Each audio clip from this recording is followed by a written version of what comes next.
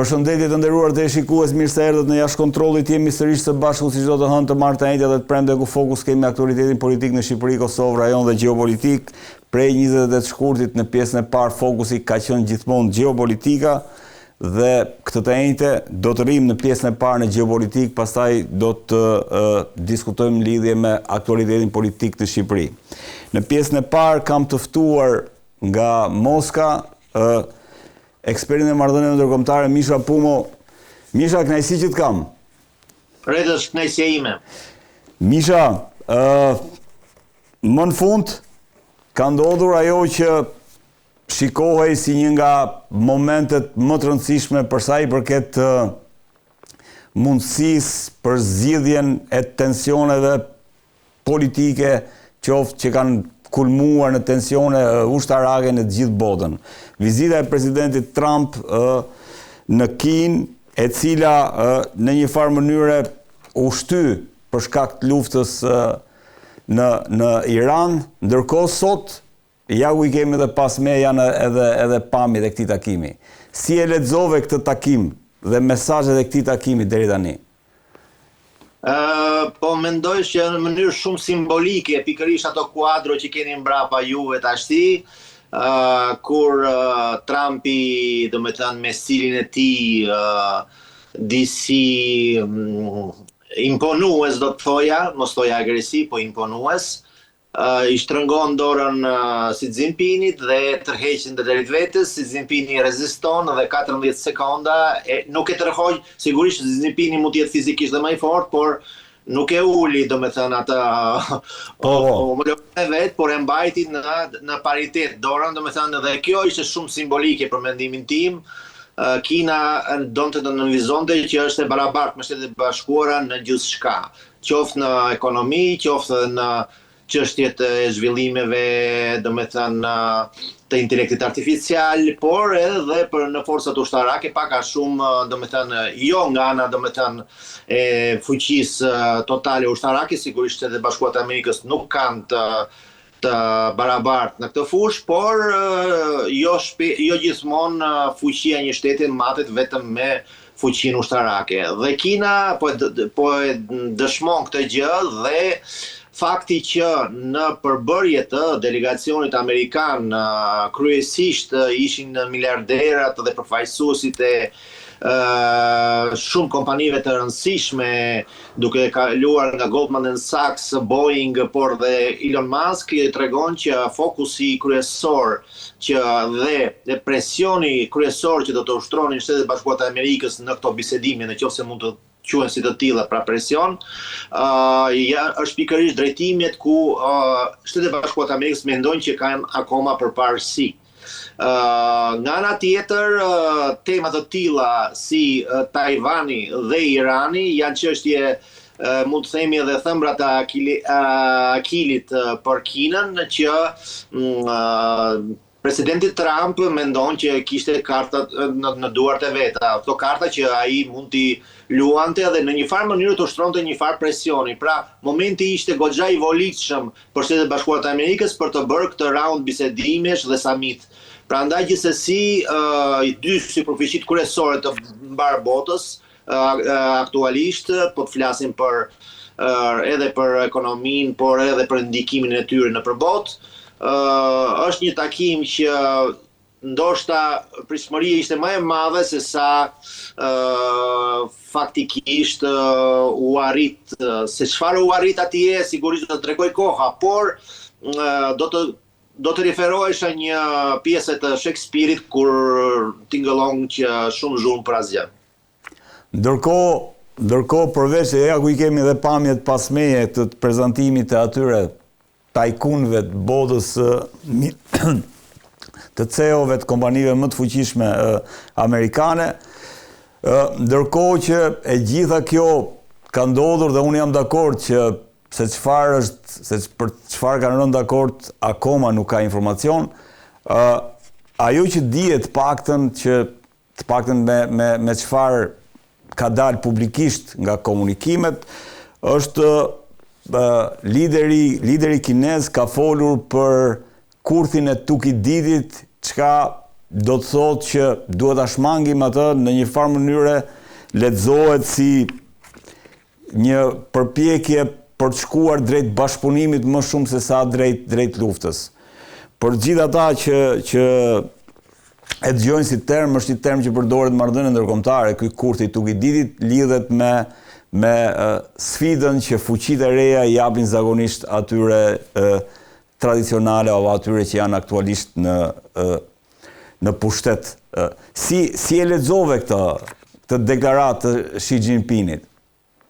Po, është, domethënë, bota është në evolucion dhe ajo geopolitike gjithashtu, kur një perandori qoftë edhe simbolike është në rënje, një perandori tjetër që është në zhvillim mund t'i marrë vendin, ose të paktën të pretendoj për këtë gjë. Është si edhe në botën e kafshëve, kur bie luani i madh i vjetri, domethënë del një luani i ri që sfidon. Pra, gjithsesi, kinezët do të thoja nuk janë, për sa i përket le themi strategjisë ushtarake, apo nuk kanë qenë gjithmonë pro dhunës dhe pro luftës de facto. Ata preferojnë me të butë dhe me të urtë, domethënë me penetrime, me investime ekonomike të marrin ato që dëshirojnë. Nuk janë aq të hapur për hegemoni totale, të paktën në doktrinën e tyre ata mundohen të arrijnë, të marrin fitimin kundrejt një investimi, le të themi, të vazhdueshëm dhe konstant në vende të ndryshme me një forcë të ashtu quajtur të butë. Në kundërshtim me Shtetet Bashkuara të Amerikës, që i duan të gjitha tani dhe për njerësh, të paktën kështu ka qenë hegemonia amerikane e bazuar në të kaluarën. Momenti, ndoshta administrata amerikane e ka kuptuar që me Kinën duhet të ketë më tepër durim, kujdes dhe investime dhe sigurisht punë për të bërë.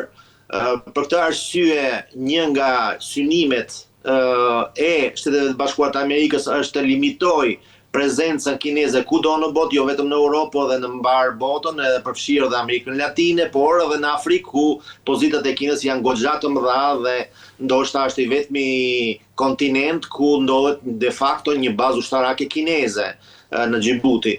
Pra, nga njëra anë Kina mundohet të jetë mbi situatën në kuadrin e konflikteve ndërkombëtare, por nuk u bë e tillë, nuk ngeli e tillë në situatën me Iranin, pasi aty u prekën drejt për drejt interesat e saj strategjike geopolitike dhe Irani është një, themi, biles Rusia në këtë drejtim ishte shumë më e matur në situatën në Iran se sa Kina. Kina ishte më insistuese dhe më le themi ofruese ndihme për Iranin se sa Rusia de facto.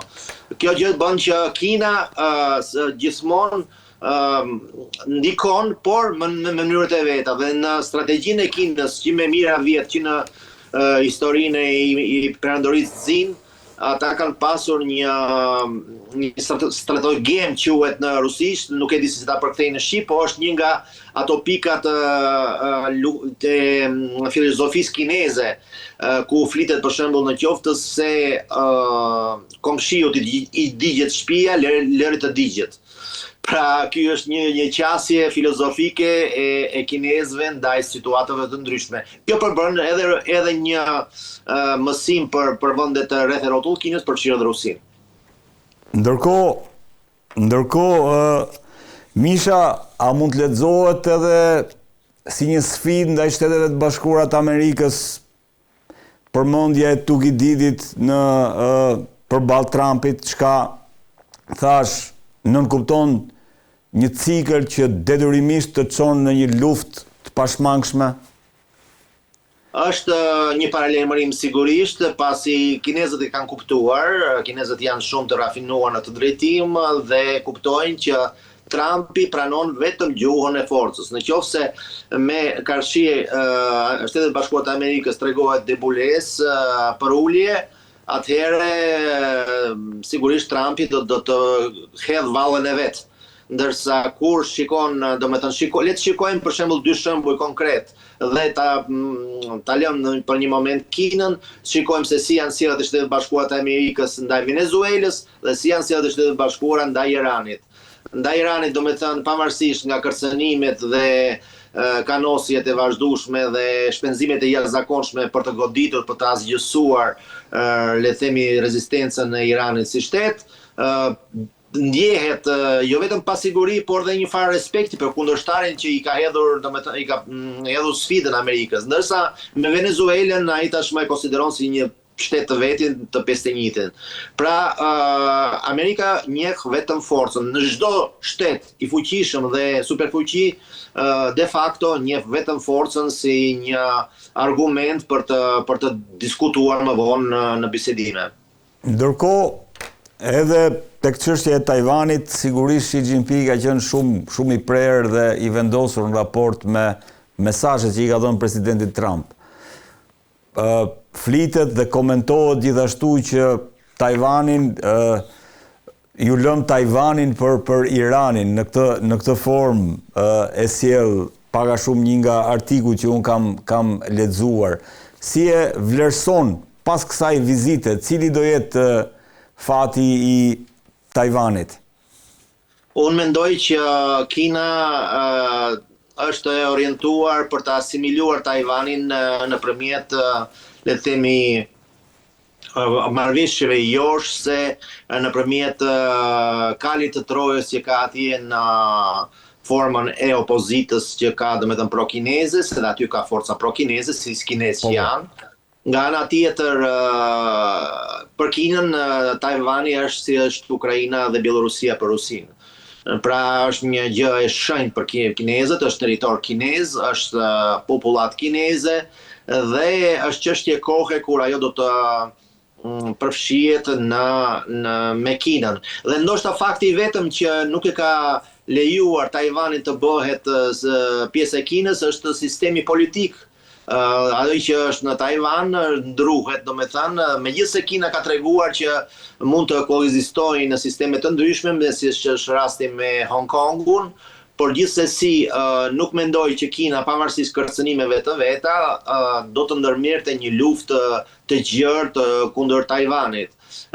Për thjesht edhe që nuk ka interes, nga ana tjetër e kupton që herët ta vonë Tajvani do të bëhet pjesë e Kinës. Ndërkohë, takimi të këtyre dy superfuqive, Misha, Rusia i është përgjigjur duke testuar një nga raketat më të fuqishme interkontinentale, që është këtu pas meje, Sarmat. Si e lexon këtë mesazh në kuptimin që si po e ndjek Rusia këtë takim? Rusia po e ndjek me vëmendje duke parë parasysh dhe reagimet në mass media, nuk ka domethënë panik apo ndonjë frikë për ndonjë marrëveshje kundër Rusisë në këtë drejtim, domethënë të paktën nuk janë shprehur shqetësime në këtë drejtim, por nga ana tjetër duhet të parë qartë që nga njëra anë Rusia do të ishte e kënaqur të manipulonte interesin e Shteteve të Bashkuara të Amerikës për ta tërhequr Rusinë nga kthetrat e Kinës dhe nga varësia më e thellë nga Kina. Kuptohet që në nivelin shtetëror Rusia tashti deklaron që marrëdhëniet me Kinën janë të mrekullueshme dhe ashtu janë të vërtet, ata të paktën ato gjeopolitike etj, deklarata të ndryshme, investime. Mirë po të marrim, të flasim me gjuhën e fakteve, vërtet, Kina për Rusinë është një partner jashtëzakonisht rëndësishëm. Mirë po Rusia, a është një partner po aq i rëndësishëm për Kinën? Kjo është një pikë pyetje, sepse për shembull për shkëmbimin e mallrave dhe të, le të themi, në ekonomike mes Rusisë dhe Kinës, Rusia zë një vend në mes të Tajlandës dhe Vietnamit për sasinë e mallrave të shkëmbyer me Kinën. Pra është një vend i rëndësishëm, po jo dhe aq shumë. Prandaj kuptohet që Kina në radhë të parë vë interesat e veta. Ajo ka gjithmonë historikisht ka dy aleat me vetveten Kina. Ishte juani dhe dollari. Pastaj sigurisht që Kina ka dhe ambicet e veta. Në perspektivë unë mendoj që dhe shumë le të themi politikan, por edhe gazetar të ndryshëm në Rusi mendojnë që Kina është një kundërshtar strategjik i Rusisë në të ardhmen, gjeopolitik, ka interesat e veta. Biles ka pasur dhe deklarata të ndryshme herë mbas here që një pjesë e Siberisë ka qenë tokë kineze etj etj. Dhe gjëja më kurioze dhe më këtu kur përgjigjen domethënë Kinës që historikisht kur thonë që pjesët e Siberisë kanë qenë toka kineze, rusët i përgjigjen në këtë mënyrë: atëherë për çfarë u ndërtua muri i Kinës? Kur nëse ato ishin toka kineze, pra nga ku shëruheshin ata? Sigurisht nga dyndjet mongole që venin nga Mongolia. Pra historikisht ka dhe një oreks të mirë, le të themi, nga një pjesë e establishmentit kinez, por për momentin ata janë të detyruar të bëhen aleat për arsye të ndryshme. Rusia është e kufizuar për zgjedhjen e partnerëve.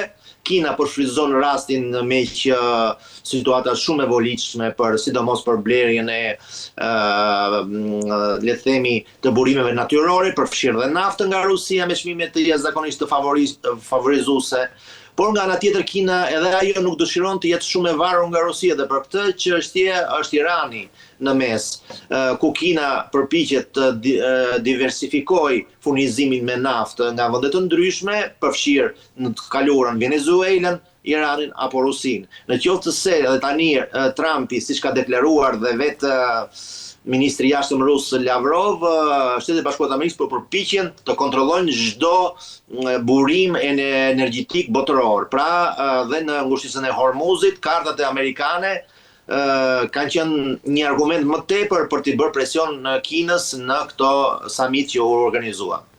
Gjithsesi, Washington Post tenton që ta kanalizojë këtë vizitë duke risjellë në memorie vizitën e Nixonit në 1972 në Kinë. Misha, çka do të thotë që do të prodhoj diçka edhe për Rusinë? Si e vlerëson në këtë kontekst? Faleminderit që ma kujtuat. Kam qenë shumë i vogël, mbaj mend në atë kohë dhe verës neve na kapte, domethënë shkonim tek komshiu jon, domethënë për të parë lajmet e TG1 dhe aty doli një humorist duke deklaruar ping pong Mao Zedong Nixon atë kohë, domethënë filluan bisedimet mes vendeve, ishte një surprizë e madhe për atë kohë që ndryshoi në një farë mënyrë dhe rendin botror në atë kohë ku dy superfuqit ishin të përqendruara kundër njëra tjetrës dhe Shtetet e Bashkuara të Amerikës luajtën një kartë tjetër, Kinën, që e kurdisën në një farë mënyrë kundër Bashkimit Sovjetik dhe kjo solli dhe frytet e veta. Në një farë mënyrë Kina ka qenë një antagonist i vazhdueshëm i Bashkimit Sovjetik historikisht. Nga ana tjetër, tashti situata nuk është e tillë që mund të organizohet, le të themi, një kurdisje e Kinës kundër Rusisë apo anasjelltas. Mirë po, duke organizuar një politikë të mençur, shpresojmë që do të jetë një politikë e tillë pavarësisht nga faktet që po ndodhin në përbot. Mendoj që Shtetet e Bashkuara të Amerikës kanë shanse të nivelojnë Kinën nëpërmjet Rusisë në të ardhmen, në qoftë se Shtetet e Bashkuara të Amerikës do të ndikonin përfundimisht në mbylljen e konfliktit në Ukrainë dhe pastaj do të hapeshin perspektivat të jashtëzakonshme për bashkëpunimin me Rusinë në fusha të ndryshme, gjë që do sillte një xhelozi të jashtëzakonshme të Kinës. Për këtë jam i bindur. Ndërkohë, ditën që avioni i presidentit Trump u ul në Kinë, është ulur dhe një avion rus afër tij, një avion ku bëhet fjalë për një delegacion i cili po parapërgatit një takim midis presidentit kinez dhe atij rus. A kemi informacion për këtë, Misha? Po, biles jo më larg se sot, zëdhënësi i Kremlinit, Peskov, deklaroi që organizimi i takimit të Putinit në Pekin, Xi Jinpingin është në kulmin e fazës së tij, pra po përgatitet një vizitë e radhës e presidentit rus në Kinë dhe mendoj që këtu kinezët do të vazhdojnë të luajnë atë lojën e tyre dhe pavarësisht se pritja e presidentit amerikan sigurisht që ishte madhështore dhe me efekte të ndryshme dhe me gjithë atë stafin e sigurisë që kishte presidenti amerikan e gjithashtu, nuk mund të themi asnjë në këtë drejtim nga ana organizative, mirë po një takim, jam i bindur që me Rusinë dhe me pritjen e Putinit, Kina do të tregojë një dashuri më të theksuar, jo vetëm fëmijët që tundin me lule si në kohën e luftës së ftohtë, por do të ketë edhe më tepër, domethënë, input mes dy liderëve dhe mendoj që në qoftë se ka marrëveshje për të diskutuar me palët homologe, do të ketë sidomos një temë shumë e rëndësishme për sigurinë botërore siç është çarmatimi bërthamor, gjë që Shtetet e Bashkuara të Amerikës e kanë kërkuar prej kohësh dhe është një nga arsyet që ato dolën nga marrëveshjet ekzistuese në atë kohë SNV2 për të tërhequr vëmendjen që Rusia me Shtetet e Bashkuara të Amerikës bien dakord për kufizimin e armëve bërthamore, ndërsa Kina vazhdonte të shtonte këto armë bërthamore sasitë e tyre. Prandaj mund të presim edhe një akord tre palësh tashmë, po ndoshta mund të inkuadrohet edhe shtetet që kanë Poseidonin, armë bërthamore gjithashtu, dhe kjo do të ishte një gjë shumë pozitive për rendin botror, rendin e ri botror, nëse mund ta quajmë të tillë. Për momentin është e çuditshme që nuk përmendet Europa, nuk përmendet domethënë në këtë fokus. Nuk mendoj që do të mënjanohet Europa nga bisedimet e ndryshme, jo më kot presidenti Putin doli me propozimin për të dalë në bisedime për të zgjidhur problemin e Ukrainës dhe për të inkuadruar Europën në këto bisedime, gjë që nuk e pranonte më përpara, domethënë edhe kjo është për të nënvizuar, sepse edhe Rusia bën ato konkluzionet e veta dhe shikon që investimet europiane ndaj sektorit industrial ushtarak të Ukrainës, investimet janë të mëdha dhe për këtë arsye lufta mund të vazhdojë gjatë. Gjë që nuk do të dëshironte Rusia, pavarësisht se deklaratat janë që ata janë të vendosur të kenë, domethënë, të mbyllin luftën por me kushtet e tyre, pra me Donbasin në radhë të parë, dhe pastaj mos pjesëmarrjen e Ukrainës në blloqe ushtarake, respektimin e drejtave të popullsisë rusfolse etj. etj. Por kryesorja është që mund të fillojnë kontaktet mes Rusisë dhe Bashkimit Evropian. Dhe kjo mund ta risillte në skenë Europën në një farë mënyrë, është një rast i volitshëm dhe ky për të dalë edhe ajo si një gur me peshë në marrëdhënien ndërkombëtare. Ajo që ti sodhe në vëmendje tani është pikërisht mundësia e arritjes një marrëveshje midis Europës edhe Rusisë dhe Shtetet e Bashkuara të Amerikës edhe Kinës. Si e vlerëson mundësinë e një arritje të një akordi të tillë, sidomos Rusia-Europën, se duket si e pamundur që të ndodh, apo SBA-Kinë dhe çfarë do të prodhonte kjo nëse do shkojmë në këtë pikë? Mendoj që për establishmentin ekzistues si në Rusi, ashtu dhe në Europë, maksimumi që ata do të arrinin do të ishte një ndalim i luftës, sigurisht me ndikimin amerikan të padiskutueshëm, por marrëdhëniet do të mbeteshin të ftohta dhe me sanksione tjerë, pra nuk shikoj në një perspektivë të madhe në harkun e 4-5 vjetëve, për shembull, mes le të themi Europës ekzistuese dhe Rusisë. Mirë, po në të ardhmen duhet kuptuar që nuk mund të mbahen në izolim nga njëra tjetra Europa me Rusinë. Teknologjia europiane dhe mundësia e Europës për të prodhuar madhra dhe materiale cilësore me një energji të relativisht të lirë dhe jo relativisht ruse, mund të kthente Euroazin pra Rusinë së bashku me Europën, një fuqi të barabartë me Shtetet Bashkuara të Amerikës apo Kinën edhe nga ana tjetër. Këtë gjë nuk do ta lejonin as Kina, do të përpiqeshin mos e lejonin as Kina as Shtetet Bashkuara të Amerikës, sepse nuk është në interesi të Kinës ashtu dhe të Shteteve të Bashkuara të Amerikës. Nga ana tjetër, establishmenti europian tani janë aq naiv, por edhe jo vetëm kur bëjnë të mënyrë të qëllimshme, janë armiq të interesave të veta kombëtare, se sa janë gati të blejnë burimet energjetike me 3 fish, 5 fish më shtrenjtë nga Shtetet Bashkuara të Amerikës, se sa ta blejnë në Rusi. Ka disa shtete që përpiqen të jenë më elastik, përfshirë dhe Hungarinë ekzistente, edhe me udhëheqjen e re. Nuk ka ndryshuar pothuajse fare politika e jashtme e Hungarisë, domethënë de facto, por edhe Slovakia, ndoshta edhe Çekia, kanë kuptuar që nafta dhe gazi rus nuk mbajnë erë, por janë një element të stabiliteti për ekonomitë respektive. Kjo tezë shumë interesante kjo, që as SBA-ja as Kina nuk do doni që të krijohej kjo aleancë. Ndërkohë, çfarë ndodhi në Rusi gjatë armëpushimit që u shpall për paradën, Misha? Se shoh që ka patur një ofensiv të Ukrainës në kohën kur ishte shpallur armëpushimi, tani më pas përfundimit të armëpushimit ka një kundërofensiv të Rusisë. Çfarë po ndodh realisht? Po, në fakt, armëpushimi ka qenë gjithsesi që u shpall me ndihmën e Shtetit Bashkuar të Amerikës, ishte një moment interesant sepse ai u shpall nga presidenti i Shtetit Bashkuar të Amerikës dhe u konfirmua nga Rusia. Gjë që la të kuptonte që këta të dy ranë dakord dhe post factum i transmetuan Zelenskin që ai duhet të respektonte këtë armëpushim, mos sënonte, domethënë, një ditë të shenjtë për rusët që është 9 maj, është dita më e shenjtë për sa i përket rëndësisë historike dhe ashtu siç e premtoi në Rusi, fitore mbi nazizmin dhe ka pasur thyrje të këtij armëpushimi flitet nga të dyja palët, por gjithsesi ishte ndjeshme, domethënë, që armëpushimi ishte prezent.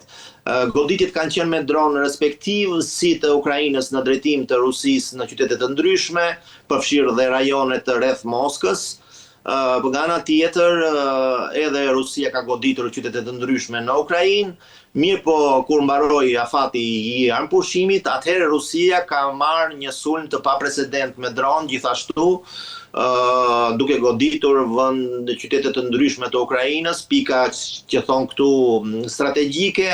Nga ana tjetër, Ukraina gjithashtu është përpjekur të godas dhe ka pasur një tjetër fluks i madh dronësh në drejtim të qyteteve të ndryshme të Rusisë, përfshirë dhe Moskën, pa e arritur qëllimit në Moskë, por nëse do flisnim për rafineri të ndryshme, të pika të ndryshme me rëndësi ekonomike, domethënë në Rusi, dronët kanë depërtuar në thellësinë rreth 1500-2000 kilometra larg nga fronti, në qytete të tilla si Perm apo Khanty-Mansisk, për shembull Khanty-Mansisku është 2000 kilometra nga Ukraina. Pra në këtë drejtim ka pasur një agravim të situatës. Nga ana tjetër, në Rusi gjithnjë më shumë ka është krijuar bindje në popullat, flas që situata ka ngelur në vend numro. Dhe këtu ka dy zgjidhje, dhe nëse Rusia do të dëshironte të arrinte një sukses të konsiderueshëm, ajo do të detyrohej të rifillonte një mobilizim masiv, pasi forcat në front për të bërë mësymje do të jenë shumë më superiore se ato që mbrohen. Dhe në këtë moment, le të themi, në front është një lloj ekuilibri. Raportohet për marrjen e një tek-tuk të një fshati, por lëvizja shumë e ngadaltë, nuk ka, domethënë, fitore të padiskutueshme, pra lëvizja shumë e ngathët. Nga ana tjetër, po sikur kjo ecuri të vazhdojë, Rusia do ta mirte Donbasin për 30 vjet, gjë që nuk është, domethënë, reale.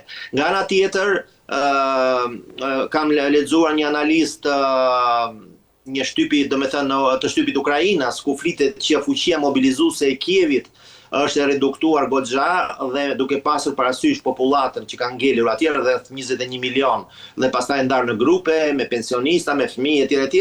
Fuqia mobilizuese e Ukrainës është rreth 400.000 trupa. 400.000 trupa mund të jetë rezistenca që i duhet Ukrainës për një vit. Po më tej se një vit, Ukraina me këtë fuqi njerëzore që ka tashti, nuk është në gjendje të jetë akoma, pavarësisht nga ndihmat e perëndimit në të ardhmen. Misha, të falenderoj shumë që të pata si gjithmonë. Mirupafshim.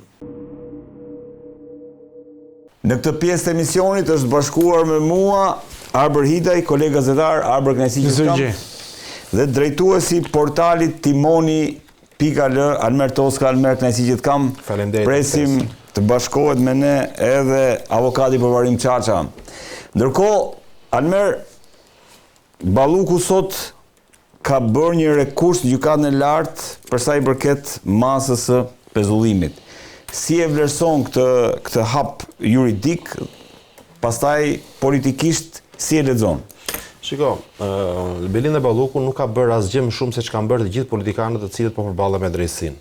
Të gjithë hapat ligjore dhe instancat ligjore i kanë ndjekur Sali Berisha, Ilir Meta, i kanë ndjekur Ilir Beqa, i kanë ndjekur çdo përfaqësues politik i cili është kapur me korrupsion në këtë vend dhe presupozohet që ka kryer vepër penale të korrupsionit, ka ndjekur me drejtën e vet, ka ndjekur gjithë hallkat e gjyqësorit duke shkuar edhe te gjykata e lartë. Erion Veliaj po ashtu ka ndjekur gjithë hallkat e gjyqësorit.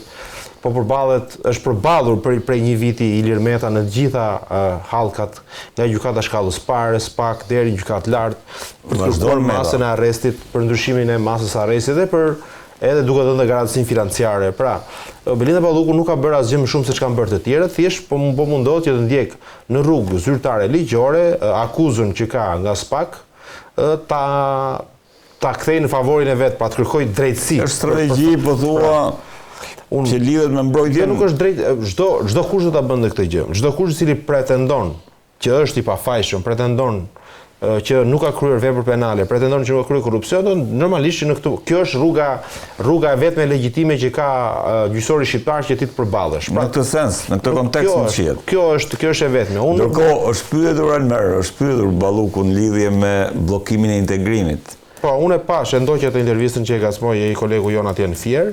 Nga ajo që pash nga Mimika e pash që ajo ishte vrazhd, e goditi, i dhëmbi ajo pyetje dhe u mundua që ta shmangte pyetjen me një lloj batute dhe nga ajo që artikuloi tha që unë nuk merrem me çështjen time personale pasi ka folur kryeministri Rama.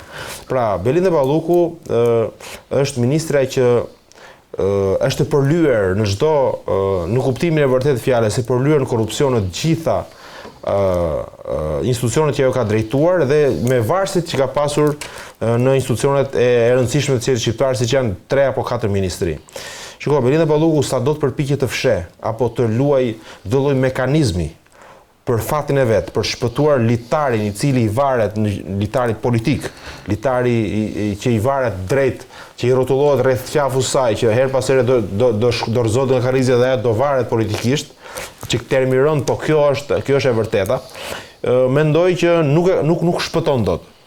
Si nuk shpëton? Ka mazhorancën që ka një gjë. Unë mendoj që nuk po lejon heqjen e imunitetit. Belinda Balluku, madje po sakrifikon edhe integrimin, paktën sipas opozitës. Kjo është e vërtet. Pra, në këtë drejt, në këtë lloj prognoze që përdor artikulimin publik, që përdor opozita, ka të drejtë.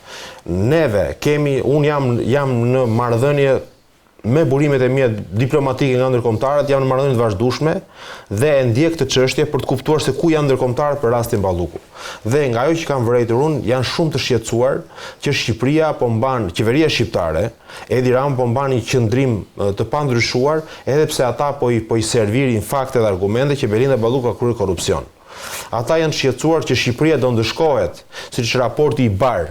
Dhe të kuptoni që raporti i Bar është një nga raportet determinant, faktor kyç, që është tregues për hapat e mëtejshëm në procesin e integrimit. Raporti i Bar, për t'i them për shqiptarëve, është raporti që del se si funksionon sistemi i drejtësisë në Shqipëri. Dhe fakti që qeveria ka pasur një lloj strategjie të mirëfillt për ta mbrojtur dhe për sulmuar prokurorët, për t'i bërë kashillik prokurorëve, për t'i bërë kashillik SPAK-ut, kjo tregon që neve kemi bërë hapa pas dhe nuk kemi marrë dritën e shile për çështën e integrimit. Për sa i përket faktorëve të rëndësishëm politik ndërkombëtar si Gjermania, që është udhëheqësja lokomotiva kryesore me bekimin e SBA-s për çështën e integrimit në Shqipëri apo për gjitha çështjet e rëndësishme, është e vendosur që Belinda Ballukun e do të shkarkuar dhe mundësisht të eliminuar politikisht. Rezistenca e Edi Ramës po i bën ata që të luajnë diplomatikisht me disa raporte të ndryshme. Si po luajnë? Ata kanë komunikuar me shumë vende dhe i kanë kërkuar tërheqje publike të mbështetjes ndaj Edi Ramës. I kanë kërkuar Italis, i kanë kërkuar vendeve tjera partnere që të rishikojnë marrëdhëniet e ngushta me Edi Ramën. Edhe pse ato kanë interesa shtetërore të ndryshëm, por një lloj këshille apo një lloj përfaqësimi lobingu i kryer nga Gjermania ka treguar që ata janë të involvuar dhe janë të investuar në këtë çështje. Do të themi që i vetmi faktor ndërkombëtar që ka mbështetje sot Edi Rama dhe këtë e kam edhe të provuar edhe faktura është vetëm Franca. Pra, Edi Rama përdor Macronin dhe interesat e ngushta që lidhin me atë me Macronin si të deleguarin e tij në Europë si lobist në mënyrë që të shpëtoj fatin e vet politik dhe të frenoj këtë lloj ekspansionit Gjermanisë në raport me çështjen Balluku.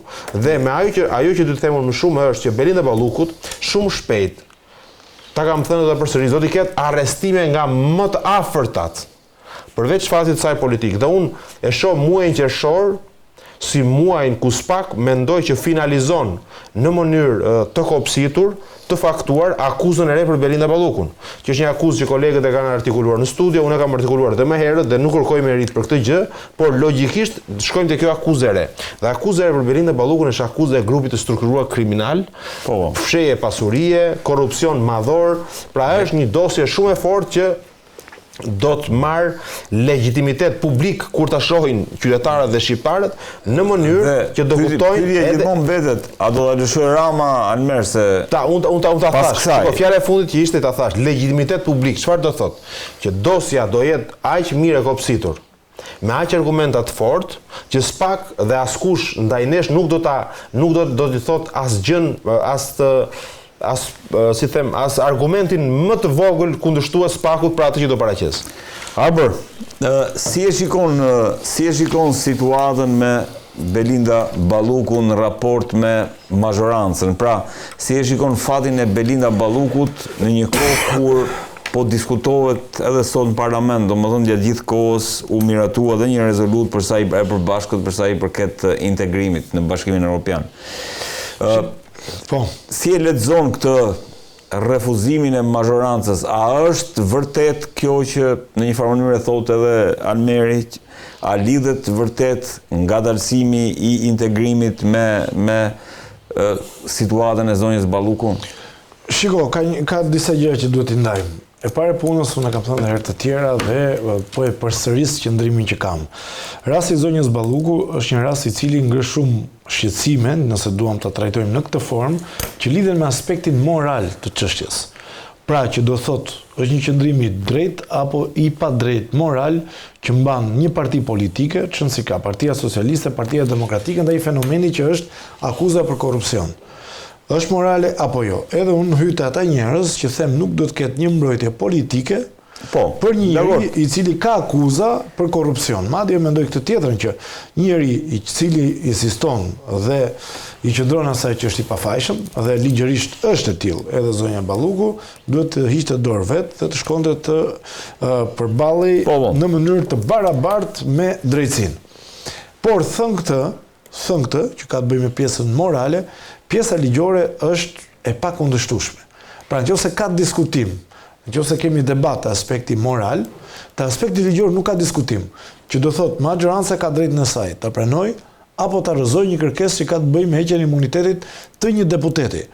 Pra, jo çdo kërkesë që vjen nga SPAK-u duhet të pranohet a priori. Nuk e thot ligji një gjë të tillë. Dhe prandaj moral Partia Socialiste ata kanë thënë që ne do të pranojmë çdo lloj kërkese është tjetër gjë. E plotësuar dhe dokumentuar me fakte. Almer, e ndava në dy regjistra diskutimin, moral, ligjor. Te morali fusim dhe politikën dhe ligjor. Te aspekti moral politik ne mund të bëjmë debat sa herë të duam. Dakor, kjo dakord jam. Si po e lexon Bashkimi Evropian të qendrim tolerancës ndaj Ballukut. Unë nuk besoj që ka ndonjë problem real. Unë i kam lezuar të gjitha raportet me detaje. Do dalem dhe atje. I kam lezuar gjitha raportet me detaje. Në asnjë moment nuk përmendet emri zonjës Balluku. Në asnjë moment nuk flitet për të, në asnjë raport. Më keq akoma, flitet Shqipëria. Duhet ishte përmend ajo dhe duhet të harruar Shqipëria. Pra, fati Ballukut po na prek neve të gjithë. Jo, nuk prek të integrimin total të Shqipërisë. Nuk është ashtu, po prek të gjitha proceset, vjen keq. Pra ne ndeshkohemi si skuadër prej Ballukut, pra. Jo, sepse ti mendon vërtet që nëse nuk do ishte rasti zonjës Ballukut, do ishim pjesë e BE-s. Jo, do ishim BE-s. Ne ka një gjarë, neve jemi vetë raporti i Barit. Jo, më do ta them unë sot, që Palizi janë sot në 2028 dhe ne ishim për 2029 dhe nuk jemi gati. Atë nuk e dim. Po janë raporti i Barit do kalojnë në qershor.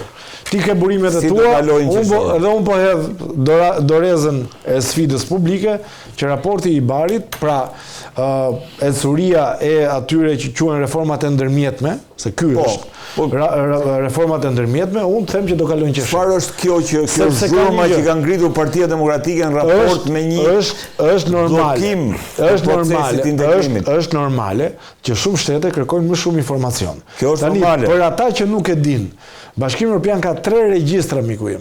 Është Parlamenti Evropian, është Komisioni Evropian, janë edhe qeveritë e vendeve të BE-s. Në fund të ditës filtri para raportin i Bar, asnjë nga këto institucione që përmendë ti nuk jep një verdikt. Nuk mund të jap një vendim.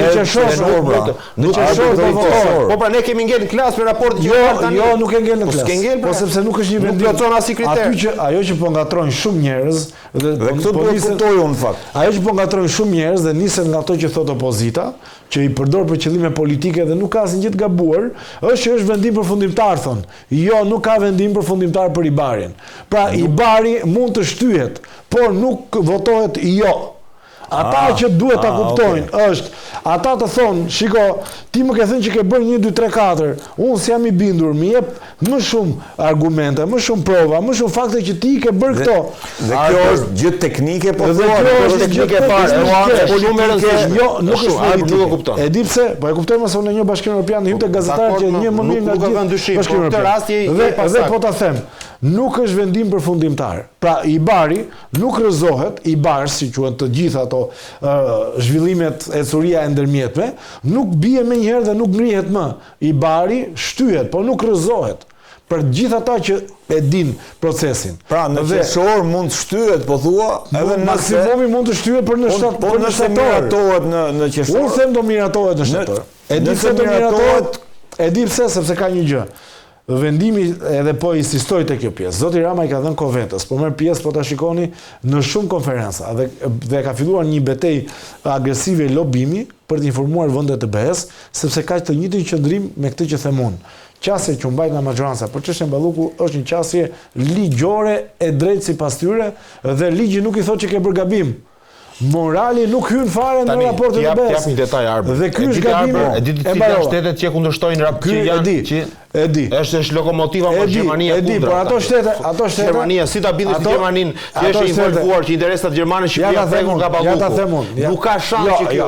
Nuk është zonja Balluku që bllokon integrimin. Është zonja Balluku, njeriu kyç, çështja Balluku po ta themi. Çështja Balluku, njeriu Balluku. Çështja Balluku, sepse ata e dinë që sepse të gjithë ata që interesat gjermane janë prishur pikërisht nga ky njeri. Informacion miku im, ti e di shumë mirë, e din që në thelb Balluku është thjesht, çështja Balluku është thjesht një arsye për ta shtyr se në thelb është një kontratë që është refuzuar ndaj një kompanie që ka lobuar te një shtet i Bashkimit Evropian.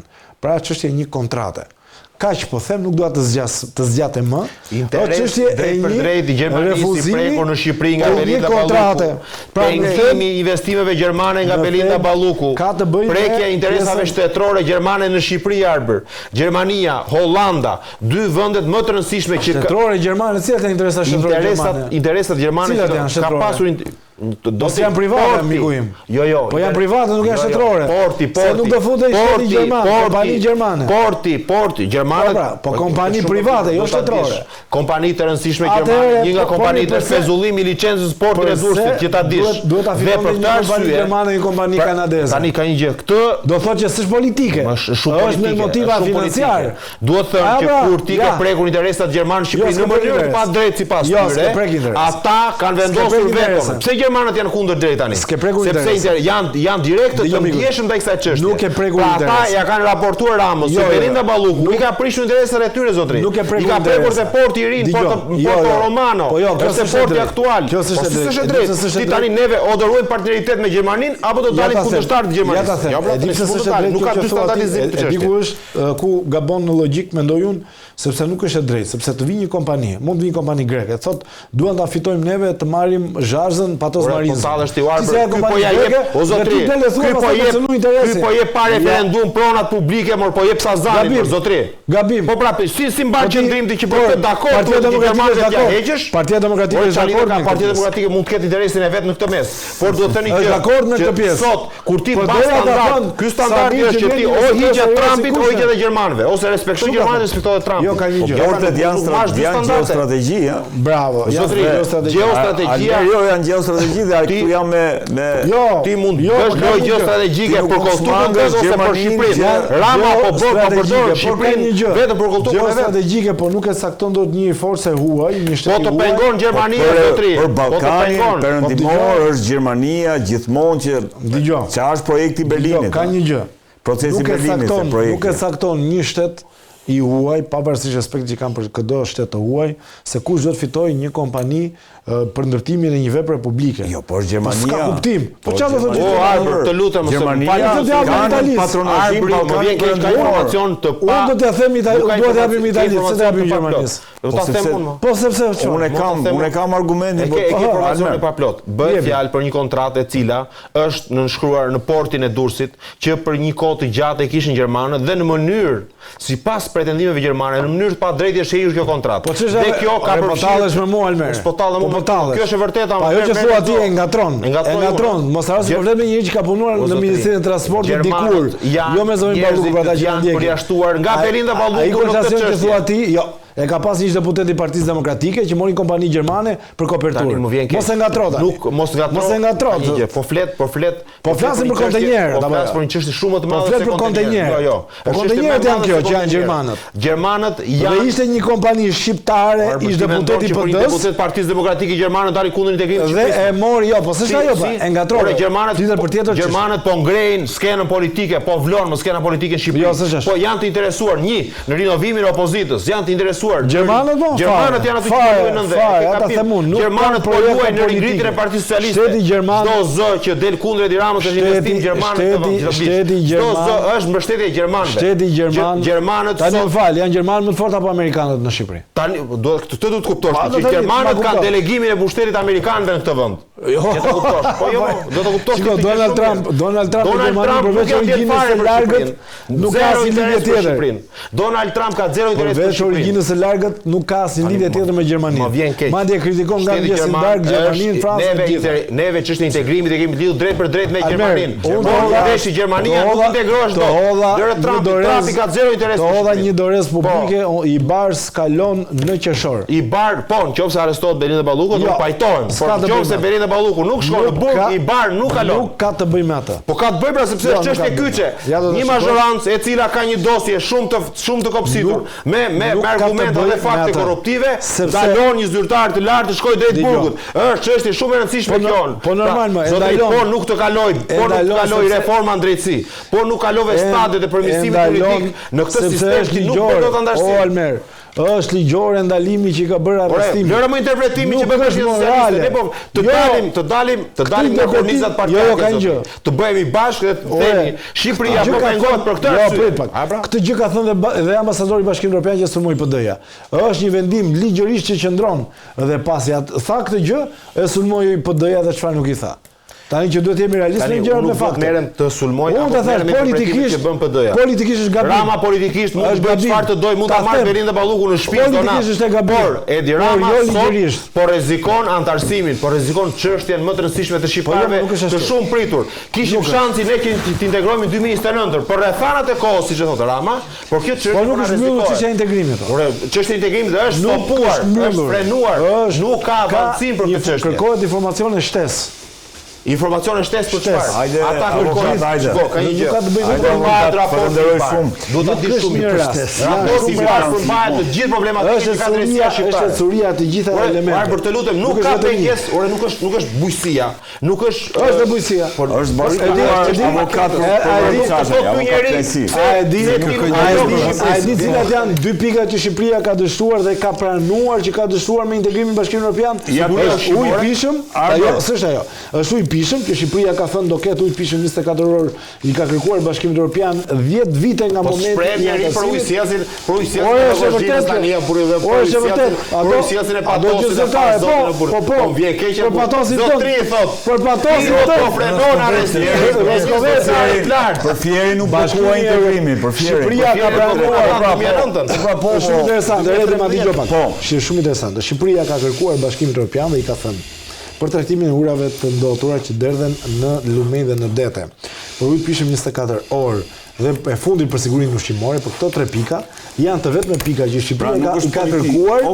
I ka kërkuar që ne nuk i plotësojmë dot para antarësimit. Dhe i ka thënë ne duhet i plotësojmë të paktën 10 vite pas antarësimit. 2040. Të ndërhyj pak. Po flas me informacione zyrtare, informacione zyrtare, janë teknike, nuk janë politike. Detaj shumë i vogël. Flasim me informacione zyrtare. Gjëra që Shqipëria i ka thënë BE-s nuk i plotësojnë. Mori integrimin. Lufto korrupsionin, mori integrimin. Po ndërhyj pak këtë debat shumë të zjarrt fatikisht midis Elmirë dhe Arbrit, por unë kam një të zjarrt. Unë kam një qasje totalisht tjetër.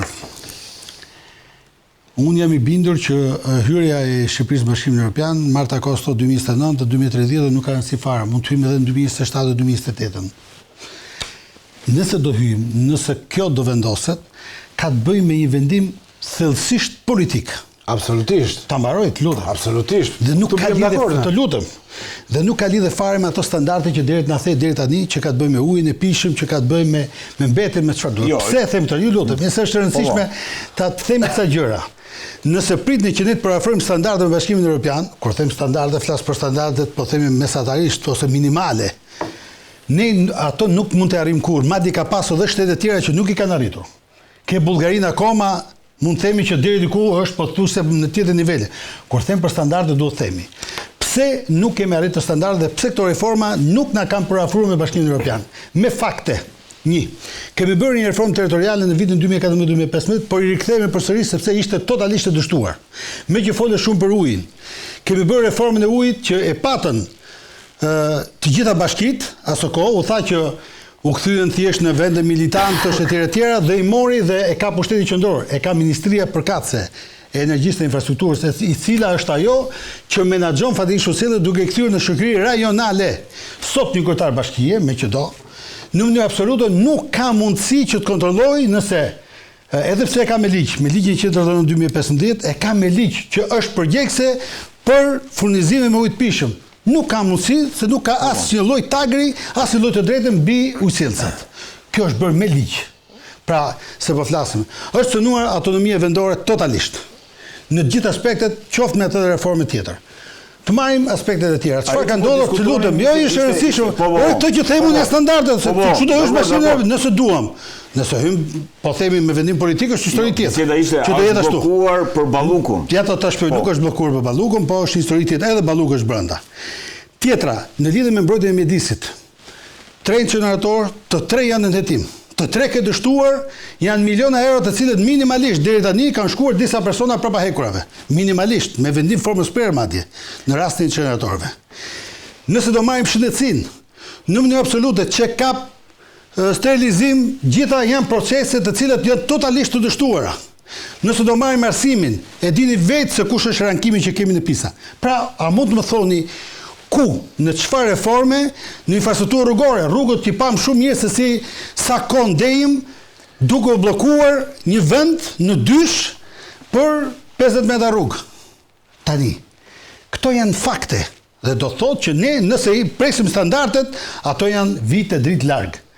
Nëse kemi një situatë tjetër gjeopolitike, nëse kemi një situatë sepse këtu rreziku rus në këtë vend vazhdon të jetë i tikanoset Ballkanit, madje edhe ato çuçi që bën zoti kryeministër me Vučić, që mund të kemi edhe një hyrje ad hoc sui generis në Bashkimin Evropian, jo me drejtat plota etj., me artikullin e famshëm, tregojnë që realisht këtu ka një qasje totalisht tjetër.